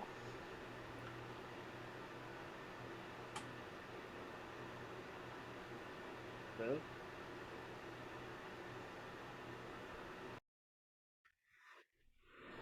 I do not, and I am, to be candid, offended by the accusation. The southern lilt comes out in Kelly's voice when he says, "Well, take all the offense you like. I'm trying to find out who's responsible for the mess down there." Let me assure you, Congressman Kelly, it in no way involves the CIA or the United States government. Sound effects, the hostile clap of heels on hardwood. Jump cut to interior hallway, Congress post-hearing. A phalanx of aides do their best to keep pace with Holden. Find Agent Graves. Find him now. And find out if I just perjured myself on the goddamn floor of the goddamn Congress. Cut to interior warehouse day. Track over the floor to find a sleeping bag, food wrappers, files, and research data. Also, there were probably flies, let's be honest. And then stop track on Erik, a shard of mirror held up to his bare torso. Eyes closed, teeth grit. He growls primordially. It takes us a moment to realize that he's squeezing Decker's bullet from his right shoulder. Finally, ding! The sound of a shell, sorry, she's grossed out by blood. The sound the shell makes when it hits the floor, and Erik picks it up, studies it. tucking it into his pants pocket as if a souvenir, and then he goes to the filthy window, beholding the reflection that stares back. Troubled as we match cut to interior bathroom hotel, close on mirror, Agent Graves' shaving cream strewn face as he takes a razor down his cheek, drawing blood with the abrupt knock knock. God damn it! Coming! Move with Graves as he enters the main room, startled to see Erik's already inside, on the couch. Appreciate courtesy, Knock. Graves pulls his bathrobe tight, pours himself coffee. Erik watches him for a moment before. I found a laboratory last night. A medical laboratory like Auschwitz. Throughout all this, Graves hasn't stopped moving, stirring coffee, packing clothes, less than concerned. You're listening to me. Graves stops, stands upright, sighs. I'm listening, Erik. You should have told me you should tell me you were going, but now I guess none of it matters. What? Erik inventories emotions, sadness, betrayal, rage. I just stepped on your line. I'm What? so sorry. They're pulling me out. Pulling us out. You're done. Erik inventories his emotions, sadness, betrayal, failure, and rage. Only now making sense of the luggage by the door. We're just leaving. Your little indiscretion last night didn't help. Thought we leave discretion to the discreet. You can't do this. We're making progress. Not anymore, we're not. Erik flares one of Graves' suitcase slamming shut, nearly taking Graves' fingers with it, and Erik looks startled. His emotions are out of control. Catching his breath, he stares at Graves before... I am sorry. Erik paces, finally sits, the weight of it all too much, and he waits a moment before... I killed a man last night. Killed a Nazi. Don't waste your conscience. I'm not a killer. Graves continues to pack his bags. And by the way, whatever you do from this point on is independent of the United States government, you understand? There are things more important than political survival, Graves. Otherwise, what are we surviving for? Graves clacks his suitcase closed. I just do what they tell me. In Nuremberg, they asked an Auschwitz guard how he could justify the things he'd done. Guess what he said? Graves stares blankly back, and after a moment, disconsolate, Erik begins to walk out. Erik, where will you go? Erik thinks for a moment, then... Home. Cut to interior-exterior airport morning wide shot, a mass exodus of travelers expelled onto the curb, greeted by friends and family. One man stands out. One man stands alone. Erik walks through the faceless horde, a tinge of sadness when he notices a wife and daughter hugging a man about his age. For a moment, they look like Anya and Magda. When he blinks, they're strangers again. Erik recomposes himself, as do I, passing under a large sign, "Welcome to Israel." Discomforted by crowds, we see the cracks in his armor as he beelines for the cab queue, but all these people, all these Jews, conjure more memories. For a flickering moment, they all look like emaciated prisoners in a death camp, but only for a moment. Erik stops, his breath catching, the world spinning around him. Erik's POV as people stare suspiciously at him, and sound rises, the cacophony of conversation transforming into a loud drone, before we, audio contrast cut to, interior cab, stationary, silence. The door slams shut, insulating Erik in the back seat, sunglasses unable to mask the mayhem in his heart. And he's oblivious to the cab driver, oblivious to everything but the avalanche of humanity outside. POV, a military presence that will later become synonymous with this country. Womp womp. They say it's temporary. Reminded that he's not alone, Erik turns to the yarmulke-wearing man behind the partition. But Fadaean, they're stubborn. Of course, so are we. It's only the reason we have this. He motions to the world around them. And we'll do anything to protect our own. The cab driver slaps the meter on as we whip cut to exterior Haifa day. Erik POV from inside the Jeff Goldblum's cab. A bustling district, the roads rife with cars and bicycles. A nation state imbued with the promise of a new tomorrow, but we also see the aforementioned military present. Weeks before the Suez War of 1956, reverse on Erik as he peels his sunglasses off, closes his eyes, feels the sun's rays on his face, yearning to heal as we pre-lap.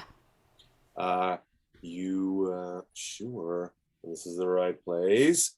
Cut to exterior outside the cab, day. Erik disgorges from the cab, rising into frame before ducking back down to pay the fare.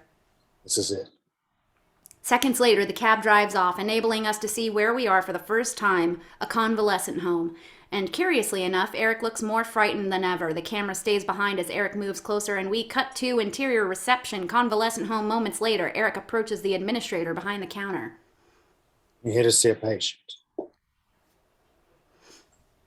Only families allowed at this hour. Rachel Lyncher, my grandson.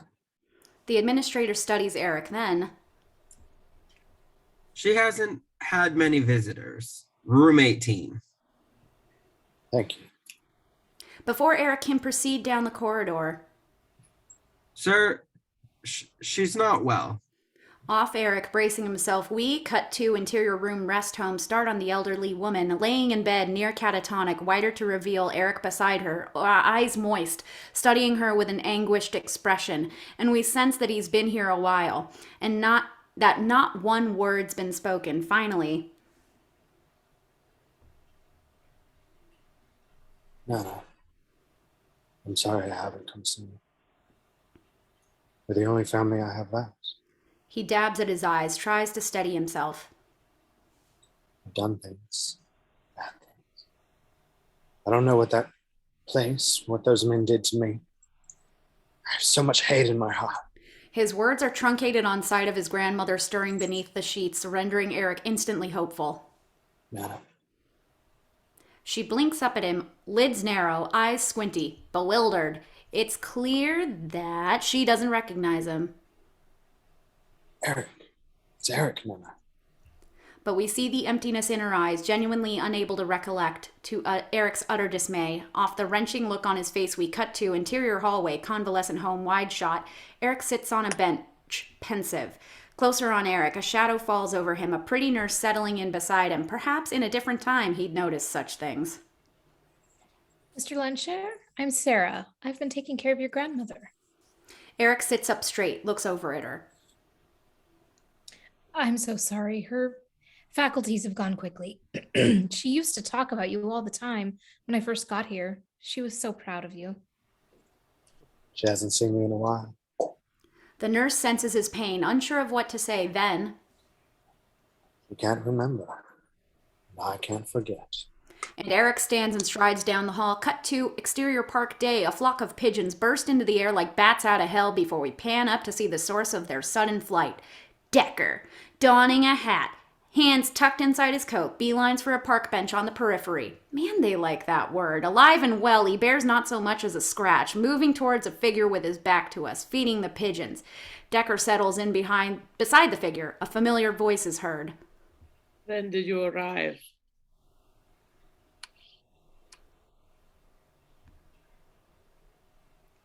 Decker? Computer froze just this morning.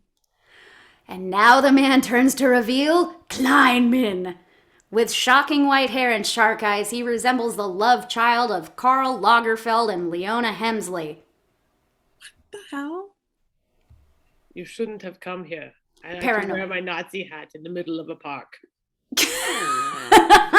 Paranoid. Kleinmein is, other than that, acutely aware of his surroundings. I had no choice. I need you overseeing our operation in South America. There is no more operation. Kleinmein faces him, eyes boring a hole into Decker. It was destroyed. Mossad? No, one man. The boy, Lyncher. Erik Lyncher. Now a man. This affects Kleinmein, lids narrow, jaw tight. He did this by himself. He's grown up, has he? His powers, they've grown too. So have ours. Kleinmein tosses more scraps to the pigeons. He might still be of use. Deal with him. Don't contact me like this again. We have too much to lose. He exits, leaving Decker to contend with the pigeons. Sound effects, cheering, cut to, exterior park, Haifa, day. Erik moves across the manicured grass, eyes on a soccer game between kids, one man in the fray. Baseball cap on his head, sweat pouring, the man playfully eludes his younger charges with an easy athleticism. Erik leans against a tree in the shade, watching this man with keen interest before we cut to same scene later. Unknown POV. Post-game, the man, a towel draped over his shoulders, sends the kids and their parents on their way, moving to a nearby ice bucket from which he removes a soda bottle. Popping it open when... Excuse me, Doctor. Erik stands behind the man, charmingly tentative. He holds a sheaf of papers in his hand. Yes? The man turns around, removing his hat to reveal a chrome dome beneath. You meet Charles Xavier! He's 30. Dr. Charles Xavier. I'm Erik Lynch. And they shake hands, equally intrigued. An odd and unexplained connection here before. What brings you here, Erik? Beside the soccer? Well, you do, sir. Erik offers the business card Wesenthein gave him. You come recommended. Charles studies him through narrow lids, then... Walk with me, Erik. They stroll down a pathway, a large building, an institute, visible ahead on the horizon. You've lost people, yes? Family? Auschwitz. That word stops Erik in his tracks, has him wondering how Charles could possibly have known, his tattoo concealed. Every camp has a distinct smell, a feel, if you will. Auschwitz, first of all. You deal with enough people, you learn to distinguish. Erik says nothing, looks over at the patients who move about the grounds. They look happy. Were you there? Not like you were. I was part of the Allied invasion, an American. Just a boy, barely 18. You fought? I photographed. I haven't picked up a camera since. I don't know. Sometimes it feels like it's in my head. I can't turn it off. I'm told you help men like me, survivors. If it's still with you, you haven't survived it yet. And they continue to walk, Erik taking note of the Israeli soldiers amassed around the periphery. We're on the border, so the threat of attack from Egypt is constant. We've been lucky so far, but some days you can see the tanks. War. War, I understand. Politics. Politics confound me. He's distracted by a large mastiff dog as it angles towards a little girl on the grass. Growling, the canine seems certain to bite the defenseless girl before it stops, and whimpers, and flees. Erik watches the episode, sensing something strange in the way Charles discerned it. After a moment, they resume. Can I give you the tour? Erik deliberates, unsure of what to do, until he meets eyes with Charles. Something trustworthy about this guy. Erik nods yes, as they move towards the institute. How long have you been here, Charles? Nearly 20 years. Your age, how's that possible? Not here, per se. A sister institution in the States when I was a boy. Don't understand. I started out as a patient. Charles strides ahead as Erik reacts, and we cut to Interior Hall Institute. Moments later, Charles shepherds Erik down the immaculate corridor. I heard voices, since I can remember. Random, relentless. I lost my hair when I was 10. Needless to say, I wasn't the most popular kid in school. By the time I was 12, every doctor diagnosed me as a schizophrenic. You've overcome it, yes? I've learned to live with it, the voices, to control them. There's nothing the mind can't overcome, Erik. I think that depends on the mind. This place was built to help people with their minds, with their memories, how to unearth them, and ultimately how to befriend them. They stop outside a door, looking through the portal glass to see a class full of kids. The children of Nazi guards and the children of their prisoners, educated together. so that the son won't repeat the mistakes of the father. Erik stares at the class, unsure of how to react. Some of our attendants are German. Some are even former members of the Nazi Party, trying to right the wrongs of history. Erik stares at these men and women as they pass. Most of all, what we do here is about forgiveness. First we forgive, then we forget. People can change, Erik. We only have so many cheeks to turn. We don't turn a cheek here. We offer a hand. But Erik can't take his eyes off the attendants as they move past. Not any one of them could be a former Nazi. Then, give me your tour, Charles. Let me give you mine. Off Charles, intrigued by the offer, we cut to interior bar, start on television set. We need not speak Hebrew to understand the images of civil unrest. Bull Connor, Rosa Parks, the Ku Klux Klan. Life's brutal to those born different. Reverse to see Erik and Charles watching the television behind the counter, scrunched in tight at this crowded venue. I've spent all my life on the outside and all my life being punished for it. As a man, as a Jew. On television, police batter blacks in Alabama. Cynicism's easy. And cheap. You know the definition of history. Cynicism born of experience. Why are you here, Erik? Told you. The other reason. The real reason. Erik pauses, steals a glance at the TV again before. There are Nazis here. Practicing Nazis, I'm sure of it. And you mean to? Erik doesn't say, the answer's in his eyes. Then it seems you're a man in conflict. Part of you wants to heal the wounds of the past. The other wants to tear them open. Erik stays silent. There are many ways to resolve conflict, Erik. What is it they say? Ballots over bullets. You know who said that? Abraham Lincoln. That's right. Do you know when he said it? Before he got shot. When I was there, prisoners were marched out to certain death. We realize he's speaking of Auschwitz. Their graves already dug, their backs turned. They knew they were to be shot, gassed, stabbed. They knew they were going to die. And they did nothing. They closed their eyes and they waited without qualm or quarter. Never again. Before Charles can respond, a commotion distracts both men, eyes drawn across the bar, where three thugs encircle a mildly deformed man seated alone at a table. Seems human nature unfolds all around us. Curiously, the sight seems to rile Charles up more than Erik. It's an anomaly, you know. A mild glitch in the DNA that makes him look different. Inside, he's the same. But to them, he's a monster. These words resonate with both men before they gaze over to see the ruffians pushing and prodding the defenseless man. In perfect harmony, without a word, Erik and Charles vault off of their stools, moving towards the impending conflict. Once there, Charles takes the lead, his hand on a thug's shoulder, trying for a peaceful resolution.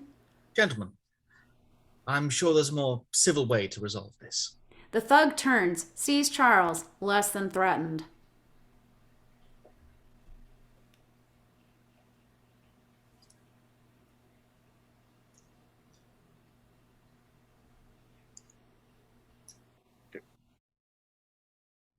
Get out of here before it becomes your problem. When Charles cedes no ground, the thug shoves him back, nearly knocking Charles over before Erik steadies him, amused. There are many ways to resolve conflict. With this call to arms, Erik and Charles take on the three ruffians at once, using nothing but fists and grit. And you know what? They make a great team, moving with poise and precision, fighting without use of their powers, felling men twice their size. They're enjoying the hell out of this, easily beating down their adversaries. The smallest of the thugs grapples by the bar, lifting a chair, about to smash it over Erik's head before, crack! Charles knocks him clean out with a jab to the head. Erik nods his appreciation, the thugs all writhing on the floor as the newfound friends clasp hands. Cops enter through the front, responding to the commotion. Erik and Charles sizing up the situation before opting to run. Laughing like two kids pulling a prank before we cut to interior lab, close on a syringe. As it's injected into the throbbing vein of a forearm, wider to see Kleinmein retracting the needle from a man with golden blonde hair and spooky blue eyes. And we're not quite sure where we've seen him before until we widen to see two of him. His identical twin beside him. These are the boys we glimpsed in Auschwitz, all grown up. They're enormous. Rippling muscles, empty eyes. And a cat. Kleinmein cleans up as the twins roll down their sleeves, standing at instant attention. 26 years later, the Fuhrer's dream will be realized, and you, my sons, will be at the forefront of it, helping create a new, superior race. We are so close. His sons stare back. Beautiful automatons. Cut to interior commercial airlines in flight. Track down the aisle with the stewardess as she checks on her passengers, and we stop on aisle 8, where Decker occupies the window seat. A shiver of a man beside him. It's Richter. Folks, we should arrive in Jerusalem right on time. Just sit back and enjoy the flight. The engine roars to life before we cut to Interior Institute hallway morning. Patients shuffle towards their morning sessions, a lofty spirit here that belies the presumed sadness. Cut to Interior Office Institute continuous. Charles sits as Erik paces. You can help me, yes? Help me deal with the things I've seen, things in my head. I can help you deal with your memories, with what's inside you. What's inside you, Erik? Erik stops pacing, barely has to ponder before. 8. I've done everything right. I've played by the rules of law, of religion, of life. I've waited, I've watched, I've prayed, and none of it mattered. Still the wicked prosper and the righteous suffer. God tested Job because he knew he could withstand any hardship. I've been tested enough, Charles. Do you know what the word Israel means? Taken literally, it means wrestling with God. What you're doing now, questioning, is what you should be doing. Well, my questions have already been answered. So then where do I come in? And now Erik sits down, elbows to knees, leaning closer to this man he's come to trust. I need to know who I am. I need to know what they did to me. Before Charles can respond, boom! A deafening noise rattles the room. Charles and Erik instantly on their feet. Exterior Institute day, and now we see the cause of the commotion. An Egyptian tank has breached the border, rolling closer. Israeli troops scatter, unprepared for the Fedayeen insurrection. An odd sight amidst this serene setting. Erik and Charles watch, unsure of what to do. One thing's for certain. It's going to hit the building. Over the roar of the approaching tanks, we need to clear everyone out. There's no time. Indeed, less than 65 yards away, the tank is joined by another tank, both rolling closer, and now patients peer from the many windows facing the field, stunned eyes, taking it all in. Charles is unduly calm. Go back inside, Erik. But Erik stays, doesn't budge, beside his friend, and Charles glances over at him, sees that this is not a man to abandon a fight, and he simply nods, even though they face 2 tanks. Israeli soldiers shout for our boys to evacuate, but Erik and Charles stand tall, neither knowing what the other's capable of, and the tanks roll closer still, their turrets swiveling to take in the scene, a mere 45 yards away now. Close in on Erik's lids, narrowing in concentration, close on Erik's hands as they turn to fists. The first tank slows, its wheel chain grinding to an abrupt halt, the metal scrunching up into a debilitating ball. The tank dies like a wounded insect. Israeli soldiers surround it, guns fixed, and Charles looks at Erik and simply knows. But there's scant time for recognition. Charles turning back to face the second tank, which also comes to a grinding halt. Seconds later, its top clangs open, soldiers pouring out and running away. Even the Israeli soldiers are perplexed by the sudden shift in circumstances, but Charles and Erik know what's caused it, slowly turning to face each other, their link finally revealed. And here they stand, amidst the insanity around them, Erik realizing that he's not alone as we cut to exterior tarmac, airport, Israel, long shot. A commercial El Al jet sits on the runway, decamping passengers like cattle. 2 men stand out amidst the travelers, trundling down the mobile ladder in assembly line fashion. Camera zooms in on sight of Richter and Decker, a blue backpack slung over his shoulder, moving in lockstep. Hard as they try by virtue of their carriage, the determined expressions on their faces, these 2 do not blend in.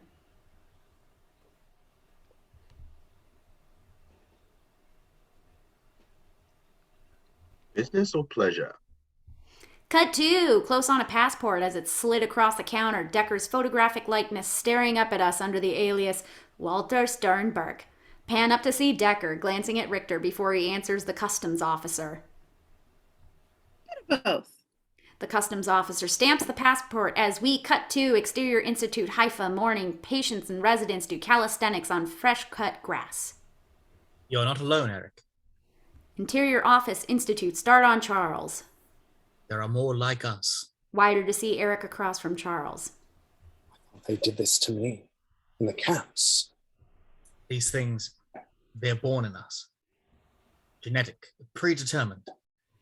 A mutation brought out in moments of adversity. For you, Auschwitz. And for you? Something else. But we see the pain this memory evokes in Charles. These voices you hear, their thoughts, other people's thoughts. You read minds. I can, but I don't.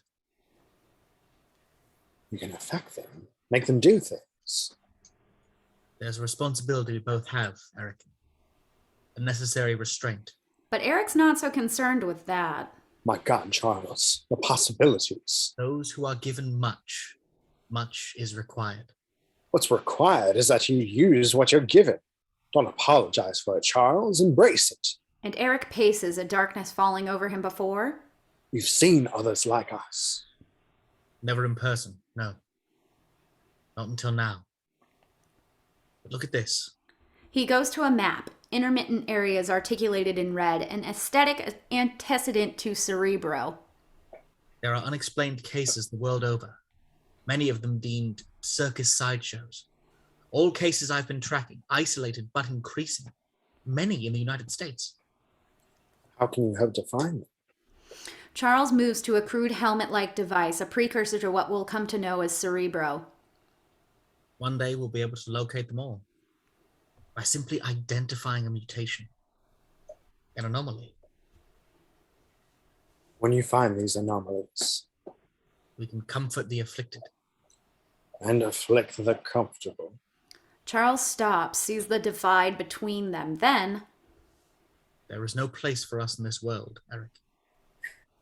Yes, I've seen that place, Charles.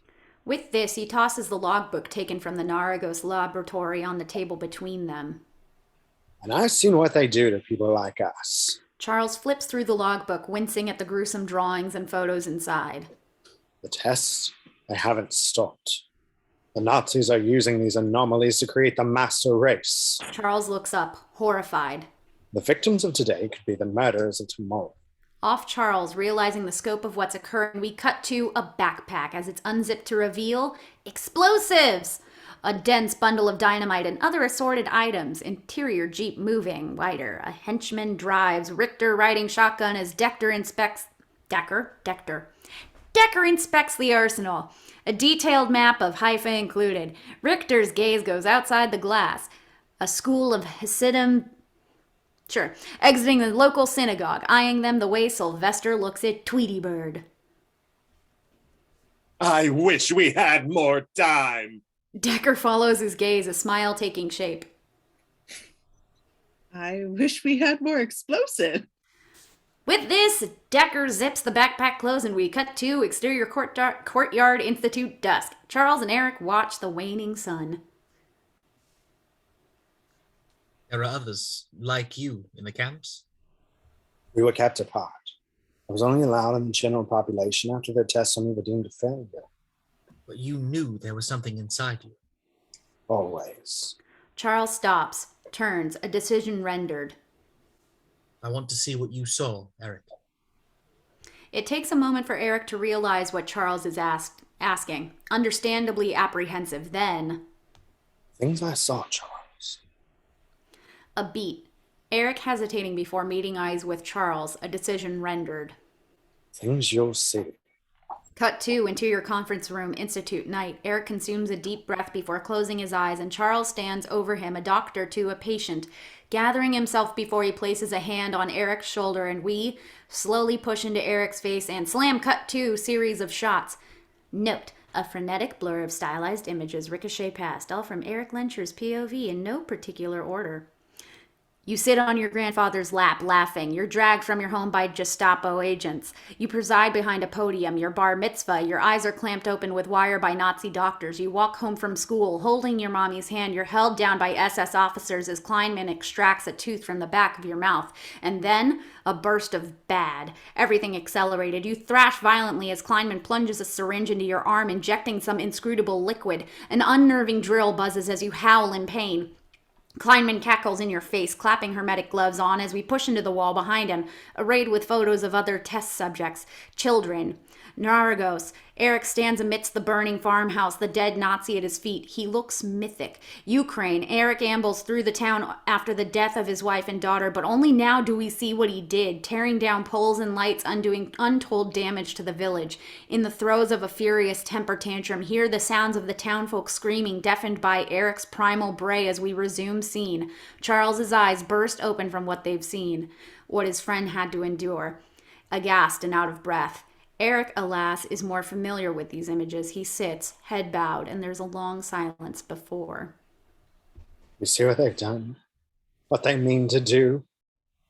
And Charles, exhausted from the journey into Erik's mind, barely musters the strength to nod. Only now they're more ambitious and more dangerous. Charles gathers himself, perhaps avoiding the inevitable question yet to come. You need to rest, my friend.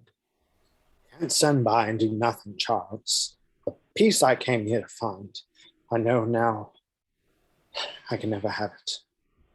Charles bores a gaze into Erik that makes him reflexively, even protectively, touch his head. What are you saying? I have to finish this. I can help you overcome your demons, Erik, but you have to. My demons are out there, Charles. Impassioned, he moves closer, pleading. With your powers together, we can stop them. We can. I won't traffic in hate. You don't want justice, you want revenge. In this case, they're not so different. To me, they are. A beat. Tomorrow morning, I'll be gone. And we see how this hurts Charles, but he nods and exits. Interior hallway, Institute night. Moments later, lights dim, Charles recedes down the corridor until... Charles. He turns, waits for Erik to catch up to him. In the corner, out of earshot, we see a janitor washing the floors. Thank you for trying to help me, but I fear I'm beyond salvation. You're wrong, Erik. There's goodness in you. I know it. And Erik wants to dig deeper, wants to say more, but only... I've had a friend for a very long time. Me neither, Erik. Me neither. With this, Erik watches Charles diminish down the hall, but we stay behind, long enough to see the janitor as he turns to catch a glimpse of Erik. It's Richter! Cut to! Exterior Institute night, all is quiet, a single light left on. Interior room, close on Erik, sitting on the edge of his bed, Bible in his hand. A deliberative beat before he tosses the Bible aside. It no longer gives him relief. Cut wide to Exterior Institute night. And the lone light clicks off as we fade to black. Hear the tranquil sound of water on rock before we fade up on exterior the ocean, Haifa, the next morning. And we find Erik up early, standing on the edge of a cliff, beholding the ocean and its tumultuous waves. Steeling himself for the road ahead, a jeep comes into view, climbing the mountain's crest. Erik stares at the world beyond, oblivious to his guests. The jeep comes to a halt, a safe distance away. Erik beholds the sunrise, still seemingly unaware of the jeep behind him, even as we hear the clack of doors. Decker and a henchman emerge, each brandishing handguns. Erik keeps his back to them. Decker and the henchman trade befuddled expressions, startled by... Kleinmein sent you? He sent us with a message and a choice. On Erik. The choice between life and death. Erik turns to face them and without pause. I chose death. And Decker doesn't seem particularly disappointed, offering an imperceptible shrug before raising his handgun, but we're drawn to the barrel of that gun because it begins to bend. Curving to face the henchman to his right. Bam! shooting Decker's oblivious colleague in the head. Bam! The gun explodes with the next shot, blowing Decker's hand off, sending him to his knees, howling in pain. And Erik steps calmly closer, sweeping the gun aside with a flick of a finger before Decker rises under protest. For you see, the metal in Decker's belt leads him up and drags him into that Jeep. Seconds later, the car strap slaps across Decker, who's nearly in shock from the pain of his torn appendage. Ouchie. The straps tighten as Erik begins his interrogation. Where's Kleinmein? It doesn't matter. There's nothing you can do now. The straps grow tighter. Where is he? Decker spits blood, reels, glares at Erik. You'll never get to him. They won't let you. Decker begins to cough, or is that laughter? And Erik pulls something from his pocket. The bullet Decker shot him with, mangled but intact. I think this is yours. He tucks the bullet into Decker's shirt pocket, discovers something else there. A plane ticket. Close on Erik, rattled by whatever he sees inside the ticket. He staggers away from the Jeep, leaving Decker behind. Decker checks the Jeep's rearview mirror, relieved to see Erik walking away. Not so relieved when he sees the car slap into drive, right before it begins to roll towards the cliff's edge.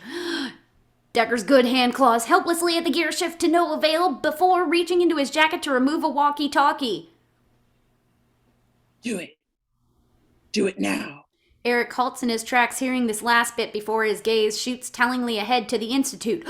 Decker, nothing left to do but scream as the Jeep plunges off the edge, slamming into the mountain's jagged side, crumbling apart before settling into a watery grave. But Erik has little time to celebrate, sprinting towards the Institute with reckless abandon. Cut to interior Institute hallway. Morning. Charles greets colleagues and patients, a cup of coffee in hand when he stops. On alert. His gaze shoots down the hall to Richter, who tucks a walkie-talkie away before meeting eyes with Charles. Spooked, Richter sprints down the hall, and Charles doesn't hesitate before summarily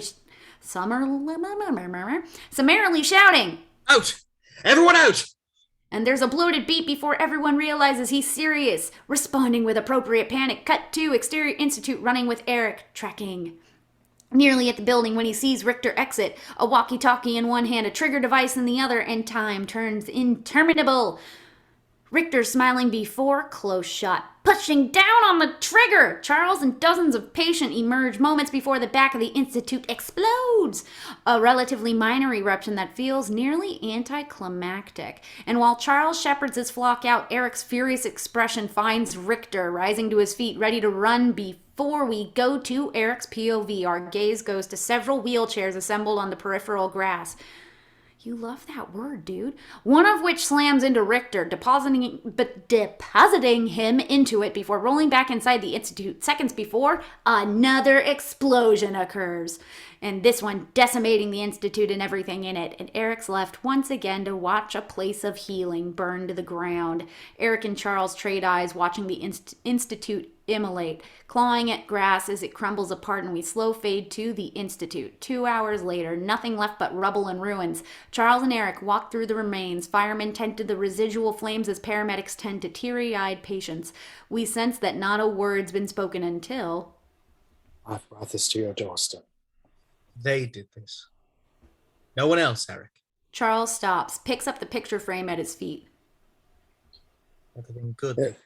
Sorry. Everything good, they burned to the ground. Charles brushes soot off the front of the frame to reveal a picture of himself outside the Institute at its inception.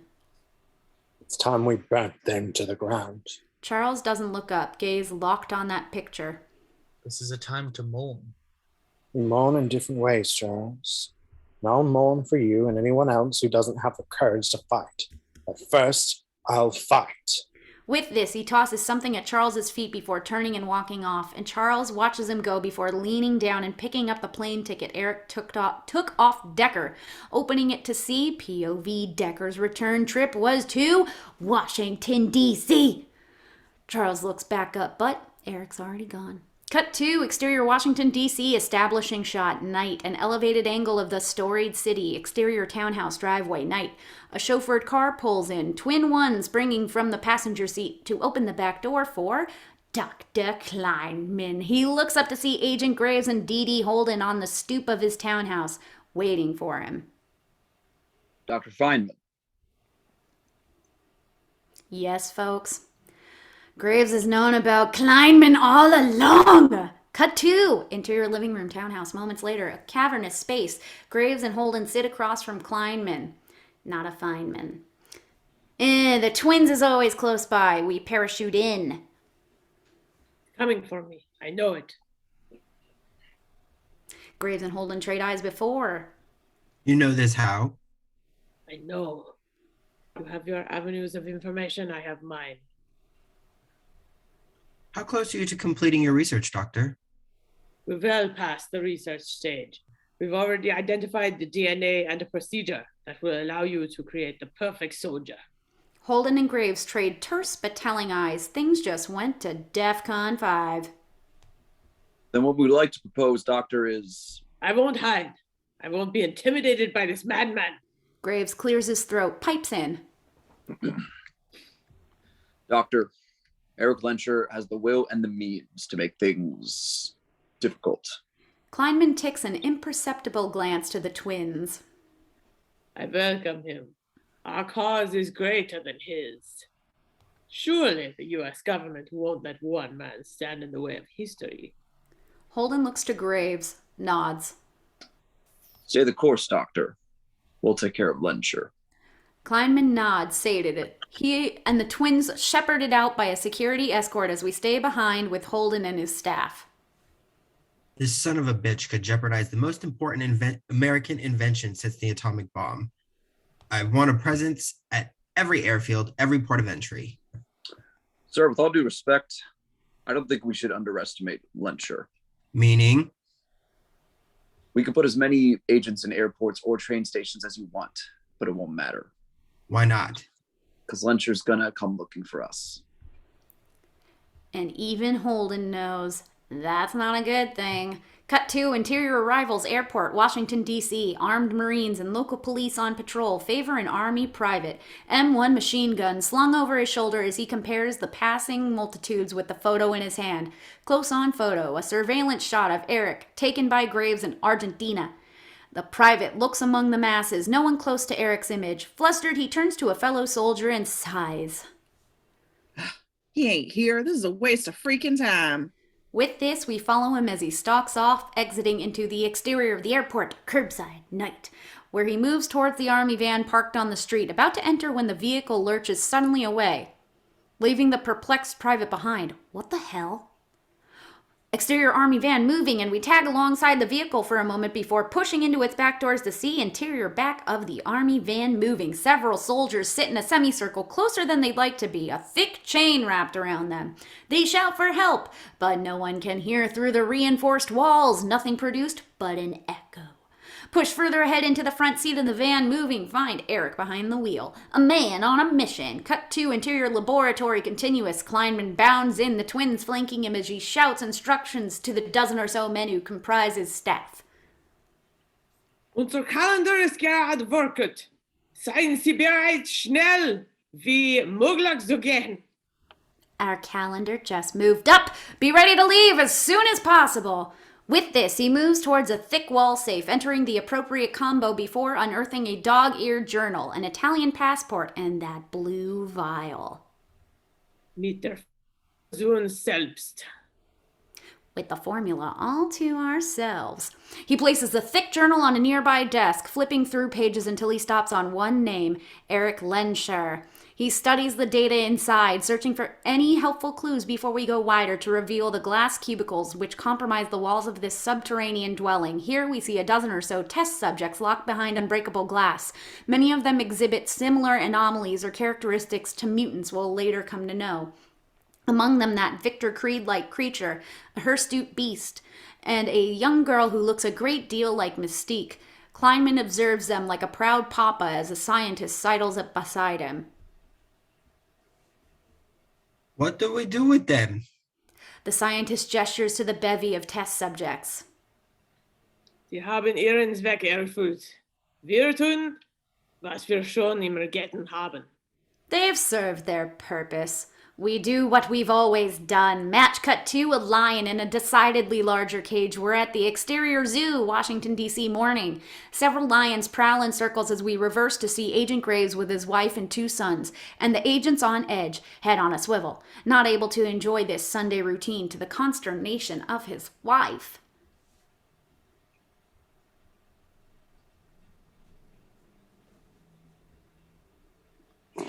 Can you at least pretend to be having a good time? Sorry. And he smiles before visibly diffusing, even ruffling his son's bushy head of hair and pointing to one of the lions. That's all before a man steps into frame beside him. We need not see who it is. We need only see the way Agent Graves reacts to him. All he can do is rewind and start again. All he can do not to jump. Erik offers an unexpected smile, affected by the sight of Graves' children, a family. And after Graves recomposes himself, and same here, he turns to his wife and kids as calm as possible. Honey, you guys go ahead. Honey, I'll see you in a few minutes.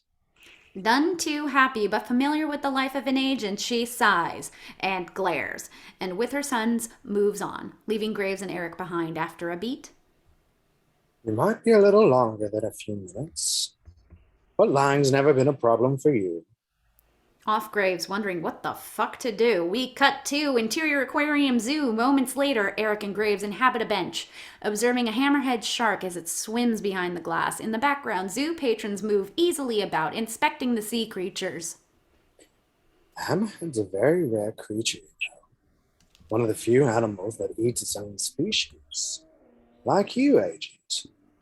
Whatever you're planning here, this is not the way to go, I assure you. How about you come in and We've talked too much already. No more negotiating. You were helping Kleinmein from the start, harboring him. That makes your government, compliant in its crimes.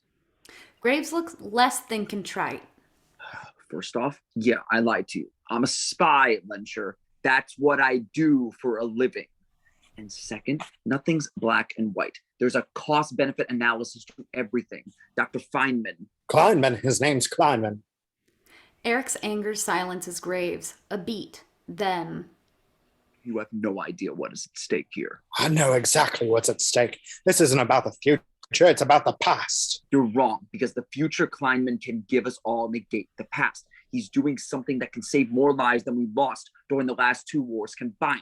If we had this technology in 1936, World War II never would have happened. You think Kleinmein's doing it out of the goodness of his heart? The only thing you advanced is the Nazi cause. Kleinmein's already helped us invaluably, assisting in LSD testing on military subjects, and there's nothing he can do to right the wrongs of the past. This is the mathematics of life, Erik. Something bad people do. Sometimes bad people do good things, and sometimes noble governments compromise values for a greater good. You think we're the only country doing it? Grow up. Half of Europe's scientific advances are forged on the back of war criminals. So there are good Nazis and bad Nazis now. Is that it? But Erik stops, words expiring with the realization that the confines are suddenly vacant, devoid of patrons, and he stands instantly on alert. It feels like an ambush. His suspicions confirmed with... I'm sorry, Erik. We just can't let you get away with this. Agents and cops appear from the shadows, stepping from behind pillars and doorways, guns brandished. One carries a tranquilizer. You think I'm the enemy? Graves stands, removes flex cuffs, or the 1956 equivalent of them, from his pocket. The enemy's anyone who stands in the way of progress. Now put your hands behind your back. The agents approach, at least 20 in all. Outnumbered, Erik looks back to Graves, offering his wrists before we cut to exterior zoo. The pits. Moments later, day. A concave part of the zoo, surrounded by cages. We see Erik in cuffs, a bubble of agents with him, Graves beside him. He who does not speak out against evil commands it to be done. Poetic. But now, all around them, we see the cages unlocking and opening. Lions, tigers, and bears, oh my! Scampering out soon after. And then they walk a bit more before the agents at the front come to a sudden halt. Murmurs of profanity. And Graves is about to reprimand the agents before taking note of the lion a mere 15 feet away. Clever. Shoot anything that gets in our way, people. You have no respect for the laws of nature. Gradually, a pack of tigers encircle the agents, everything coming to a complete halt. No one sure what to do until... Push forward! The procession inches closer to the exit, the tigers backing up as Erik searches for anything of use. Erik's POV, our gaze goes to a cop's holstered gun. Erik's eyes go tight, his lids narrowing before, BAM! The gun goes off, nearly shooting the cop's foot. But more importantly, startling the animals, spurring the tigers to react and to attack! Lunging at the agents on the outer circle, Graves seizing the moment to drag Erik through the madness, blasting a cheetah. As they emerge from the scrum of the battle, a young agent falls in with them, covering Graves from behind as they angle for the exit. Behind them, agents fire errantly at the animals, keeping them at bay as we cut to exterior parking lot. Washington, D.C. Zoo, moments later. The young agent vaults into a town car, Graves coaxing Erik into the back.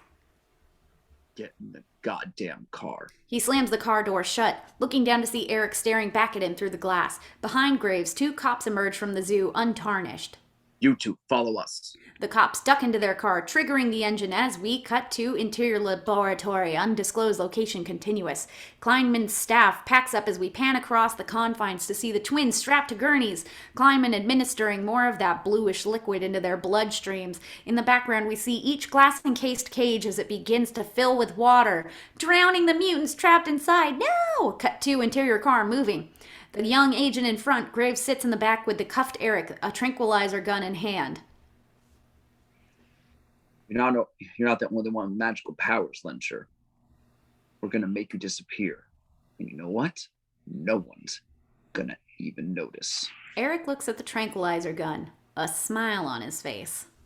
You should have used that thing already. Graves is about to answer until he notices the streets of Georgetown blurring by outside. Slow down, Agent. On the dash, speeds increasing, 35 miles per hour, 45, 50. Slow down, Agent. Close on the accelerator, shoved down on its own accord. Can't. It's not me. The car. It's doing it. The agent tries to step on the brake, but the accelerator's nearly on the floor now. Graves sticks that tranquilizer gun into Erik's rib cage. Make it stop. Slowly. But the car, it keeps going. Faster and faster. Told you should have used that gun already. You hear me, Lensher? Stop this car! Okay. With a shrug, the car slows before veering off course, slamming into a fire hydrant on the corner before coming to an abrupt stop on a busy street. A geyser of water erupts into the air, obscuring our vision. Interior police car moving. See the accident through the windshield. The town car smashed. Interior town car stationary. A collective groan from the occupants before Graves recomposes himself, focusing on the unscathed Erik. Out. He shoves Erik from the back, the young agent emerging. A gash on his head. Exterior street, Georgetown day. The cops hustle over as the hydrant water douses one and all. Graves jabbing the tranquilizer gun into Erik's back. Graves takes stock of the scene, pointing to one of the 2 cops and instructing him. You're driving. No time to spare. The cop hustles into the front seat as Erik and Graves duck into the back. Interior police car stationary. The back of the cop's hatted head visible. Erik asks Graves. Shouldn't you sedate me? Graves says nothing, puts the tranquilizer gun down. Seconds later, the car turns back in the opposite direction. Where are we going? Nearly catatonic, Graves turned to face Erik. He speaks in a dull monotone. We're gonna help stop Kleinmein. And Erik's perplexed by this until we see an epiphany take hold of him. Slowly, Erik turns to meet eyes with the driver through the rear view mirror. Nice to see you, Erik. That voice obliterating all doubt when the driver takes off his hat to reveal a bald head. Charles. A moment later, Erik's cuffs snap off as Graves continues to stare aimlessly out the window. Charles. Couldn't let you go it alone, my friend. Erik nods, truly appreciating Charles. Then, where are we going? I think that's a question for Agent Graves here. Charles looks at Graves through the rear view. Already under Charles's spell before we cut to interior laboratory undisclosed location continuous. The water levels precipitously higher in the cages. The subject screaming mutely, pounding feebly on the glass. Kleinmein and his crew move to and fro, indifferent to the suffering around them. Cut to exterior army base, Virginia, dusk. A fleet of jeeps line up outside barracks. Interior munitions room. Start on stock of M1 machine guns. A sergeant steps into frame, handing the weapons to an endless assembly of soldiers before we cut to exterior police station, Potomac, dusk. Pan down a row of police cars, stopping on the one on the end. Seconds before, Agent Graves' groggy head rises into frame from the back seat. He grapples for the door handle before spilling out, dressed in a cop's uniform. Flex cuffs on his wrists, wondering how the hell he got here. He looks to the sky for answers just as it begins to rain. Cut to exterior Alexandria, Virginia, tracking shot. Soaring over the vast and vacant farmland, uncut grass swaying with the wind as we drift closer. Below, on the one-lane road, we find a station wagon wheeling through. Rain assaulting it before we cut to interior station wagon moving. Charles behind the wheel, Erik riding shotgun. We have to assume they're expecting us. The element of surprise pales beside the element of audacity. You know, I had a plan back there. Yes, I believe it involved hitting a fire hydrant, then waiting for me to rescue you. Even Erik has to grin at that before nodding a silent but soulful thank you. Charles nods tersely as the wagon wheels to the side of the road, an old farmhouse visible ahead on a hill. And Erik looks into the rear view, nothing but empty highway to the untrained eye, but... We'll have company soon. I'll deal with them. And Erik's all too anxious to exit before... Erik, I came back to save lives, not to take them. Erik nods and exits, and Charles watches him go, concern crinkling the corners of his eyes as we cut to exterior farmland, Alexandria, night. Rain pounds the plantation-like grounds as Erik climbs a slippery incline, oblivious to the conditions. Closer on Erik, a steely determination to him before we cut to exterior highway road, overhead shot night. 3 army trucks caravan down an empty road, interior back of the truck, moving. A chalk of soldiers ready for battle. Their commander watches as they sort through ammunition. He's now accompanied by a friend. You shoot to kill. Does everyone understand? Sir, yes, sir. Not just to make the bureaucrats happy. He passes out paperwork, legal paperwork. Non-disclosure forms, boys. Means we're not supposed to talk about what we're about to see. A hush falls over the soldiers before... Sir, what are we about to see? Cut to exterior road outside farmhouse night. Charles leans against the hood of the station wagon, oblivious to the rain, girding for battle. Cut to interior farmhouse, close on thick doors, from inside, embalmed in darkness. The double doors creak open, a shard of moonlight articulating Erik in the doorway, inhaling a deep breath before stepping inside the cavernous confines. Consistent with any other farmhouse, stalls, sawdust, barrels. Erik POV, only look closer. The stalls are empty, not an animal in sight. And those barrels can't help but conjure memories of Zyklon B, the favored chemical used for Auschwitz exterminations.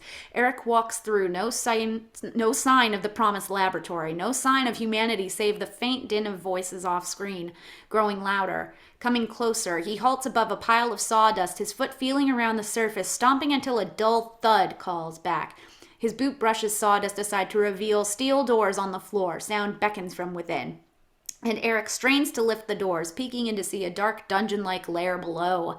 An inscrutable abyss. He descends the steps, the darkness seeding to light, bright light, where we find a world unto itself, a bunker like you've never seen, fully functional. We're in a perfectly excavated interior tunnel. Farmhouse bunker continuous, and Erik can't help but be reminded of the infirmary halls of Auschwitz.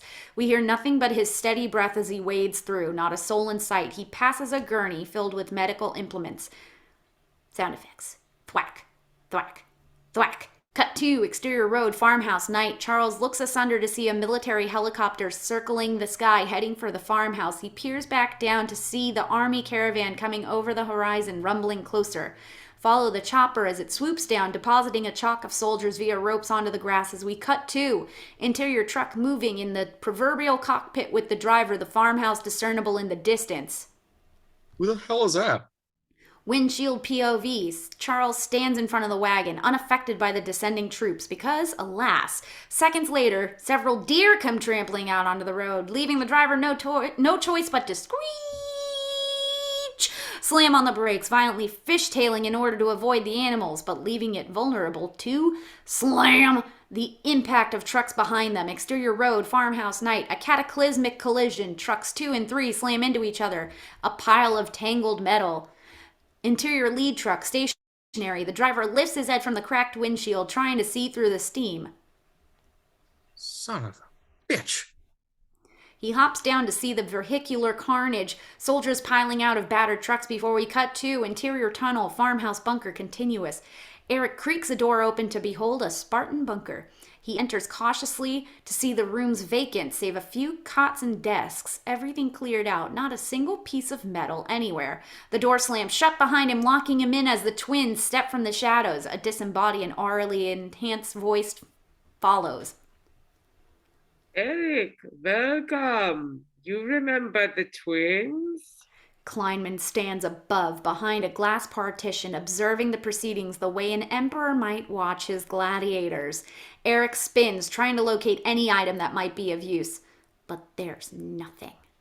The twins move closer on opposite sides of Erik, blocking him in. You'll serve a purpose yet, boy. Now we can test our experiments out. The Uberman versus the average man. This just before crack, twin number 1 slams a fist into the back of Erik's head, sending him clear across the room. And already, 2.3 seconds into the brawl, Erik's on his knees, crawling across the floor. A mere mortal. Cut 2, exterior road, farmhouse night. The soldiers march down the soggy road, their battered trucks visible in the background. Excuse me. They trot past the station wagon, Choules nowhere to be found. Cut to interior laboratory, farmhouse bunker continuous. Back with the mutants confined in glass cages, the water level at shoulder height now. Cut to interior room, farmhouse bunker. Erik evades the twins as best he can, to the utter amusement of Kleinmein.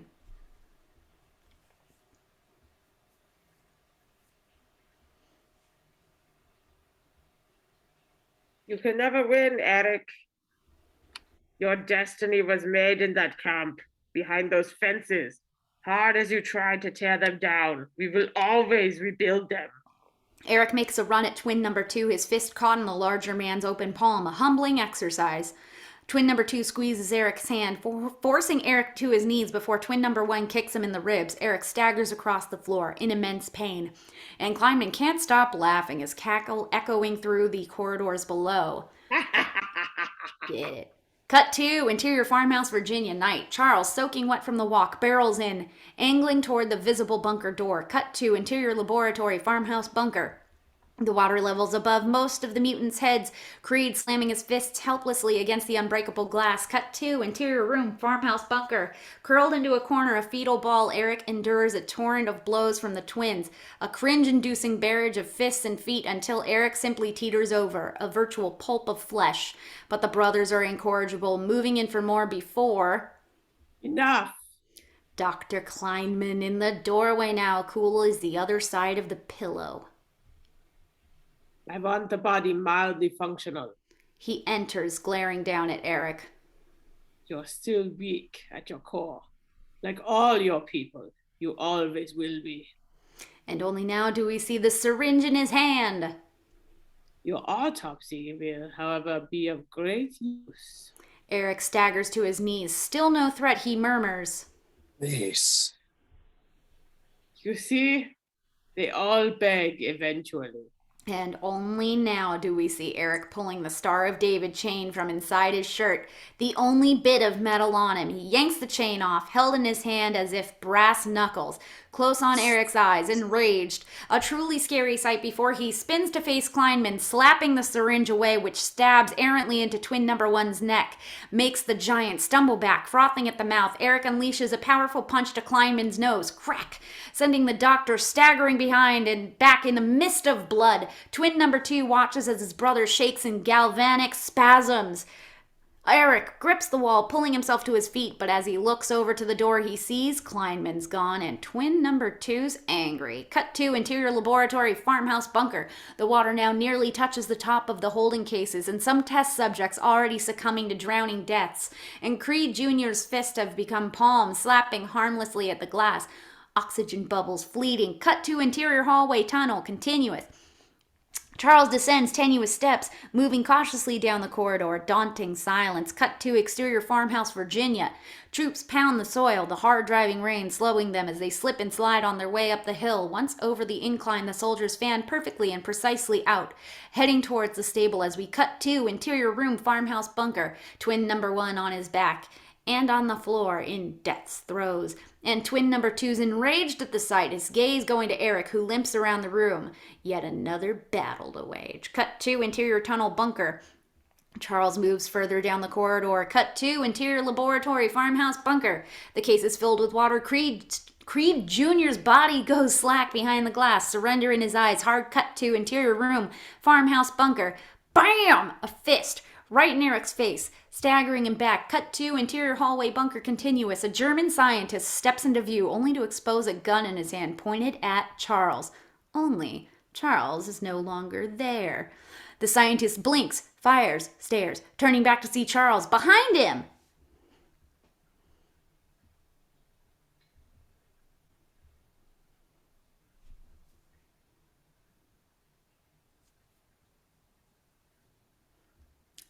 I believe that Charles was missed at. But before the scientist can scream, we cut to interior room, farmhouse bunker continuous. Another fist strikes Erik's side, cracks another rib. Ouch.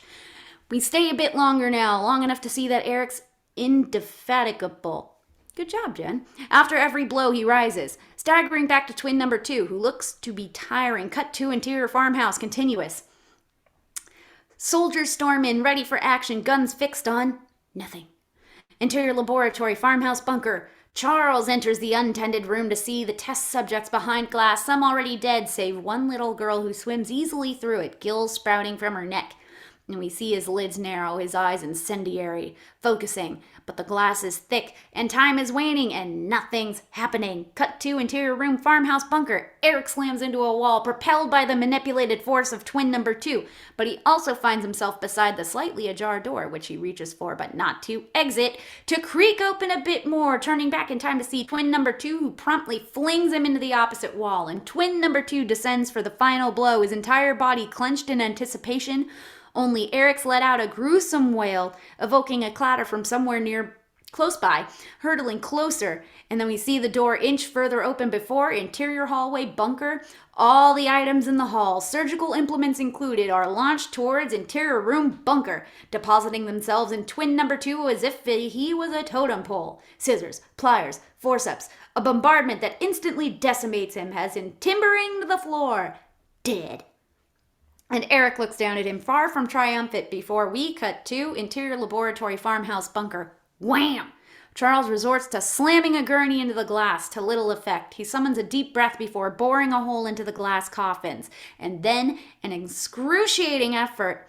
Each and every cubicle smashes. Crash, crash, crash. Water flooding out, would-be mutants pouring forth with it. Many still alive, if barely. Charles goes to assist him as we cut to interior hall, underground bunker. Soldiers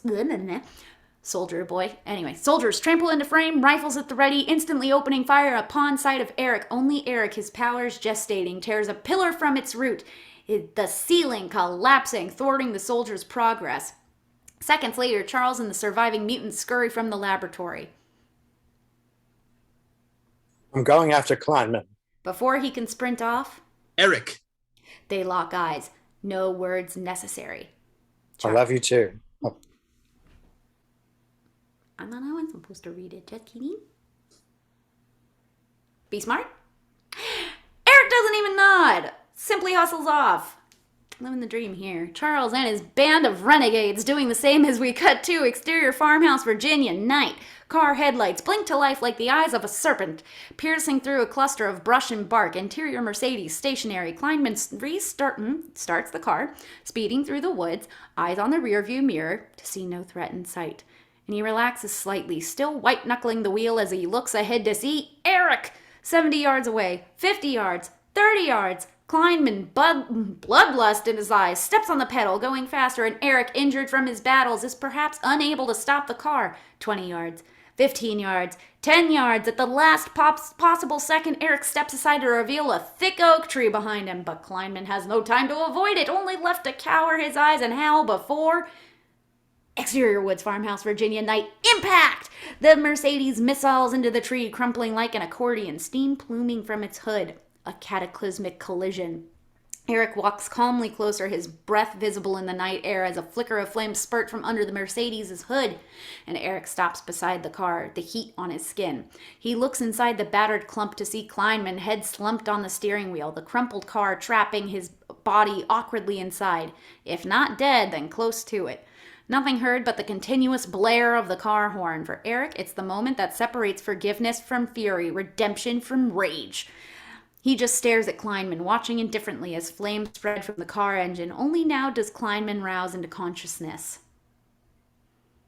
Help me, please. Erik sees the blue vial in Kleinmein's left hand, reaching over, his hand on top of Kleinmein's, but not to comfort, to squeeze. Crunch, the vial implodes in Kleinmein's grip as the fire further expands from the front of the car.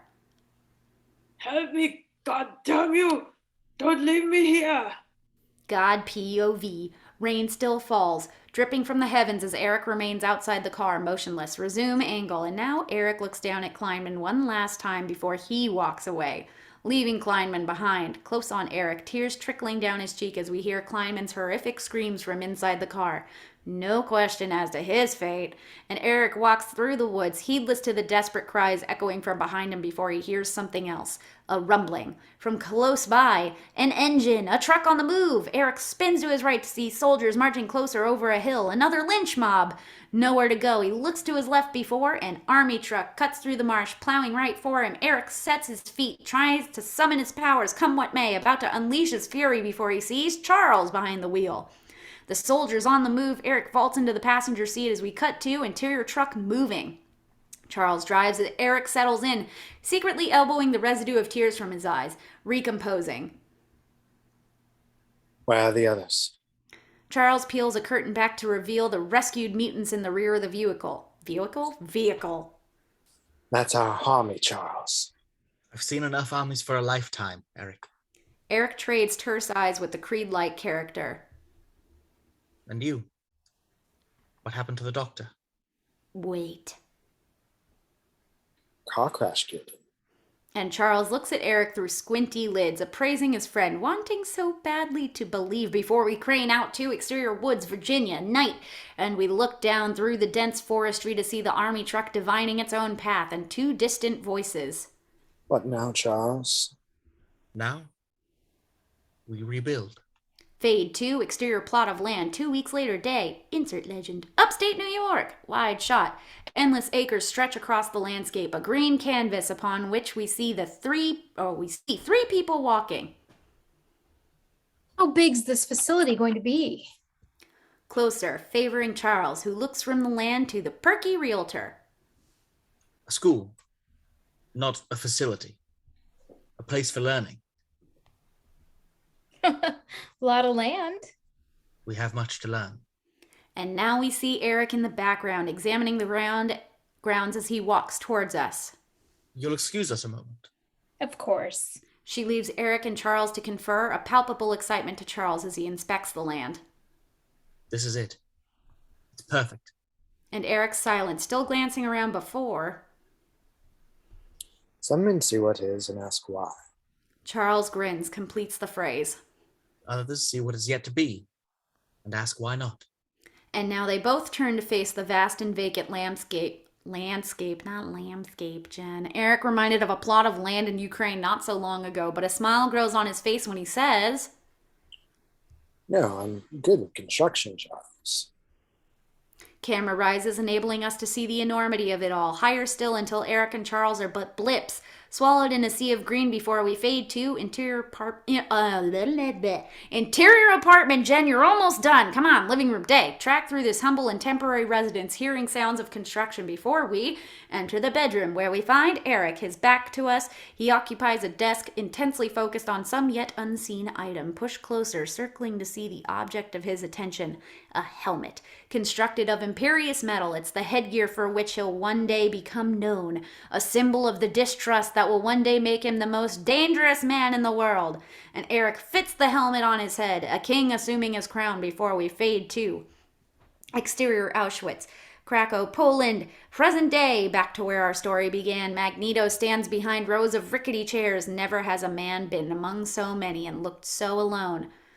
Arms crossed, his gaze goes to the stage where we see a host of flags aflutter. Israel, USA, Great Britain, even, mind you, Germany.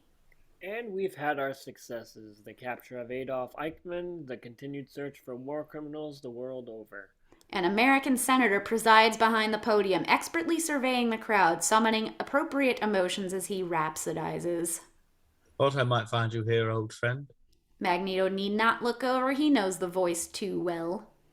Why that predictable, Choules? Moments later, the wheelchair-bound Professor X appears beside him, gesturing to the ceremony as he speaks.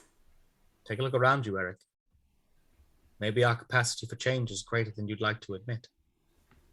Oh, Choules, the victory of hope over experience. Favor the senator on the stage, an older but distinguished sort. It takes us a moment to recognize him as Senator Kelly, now the chairman of the State Judiciary Committee. We must learn from the mistakes of the past. We must forget. We must never forget.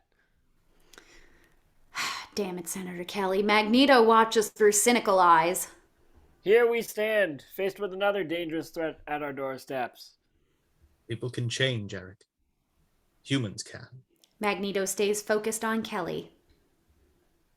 A vicious breed of evil manifesting across the land, an evil not seen since the Nazis. If we don't learn from the past, if we don't learn from this, all things change, Choules. Then we'll be standing at the threshold of another genocide, perpetrated by a nefarious breed we've come to call mutants. And Magneto looks to Professor X, and only now does he say, all things stay the same. And Senator Kelly continues as Magneto smiles sadly, deftly tipping his hat to Choules with, I shall see you soon, my friend. With this, he moves away from the professor, away from the ceremony, away from humanity, and the camera slowly rises as Magneto walks to the cursed place where our tale began, the gate. And we watch as he mangles it apart once again. With this, head bowed, Magneto's lost in the crowd, vanishing from view, destined to resurface as we slowly fade out. The end. Woo! That, ladies and gentlemen, was the origin, if as you will, for Magneto. Thank you all for joining us, and we will see you at the next one.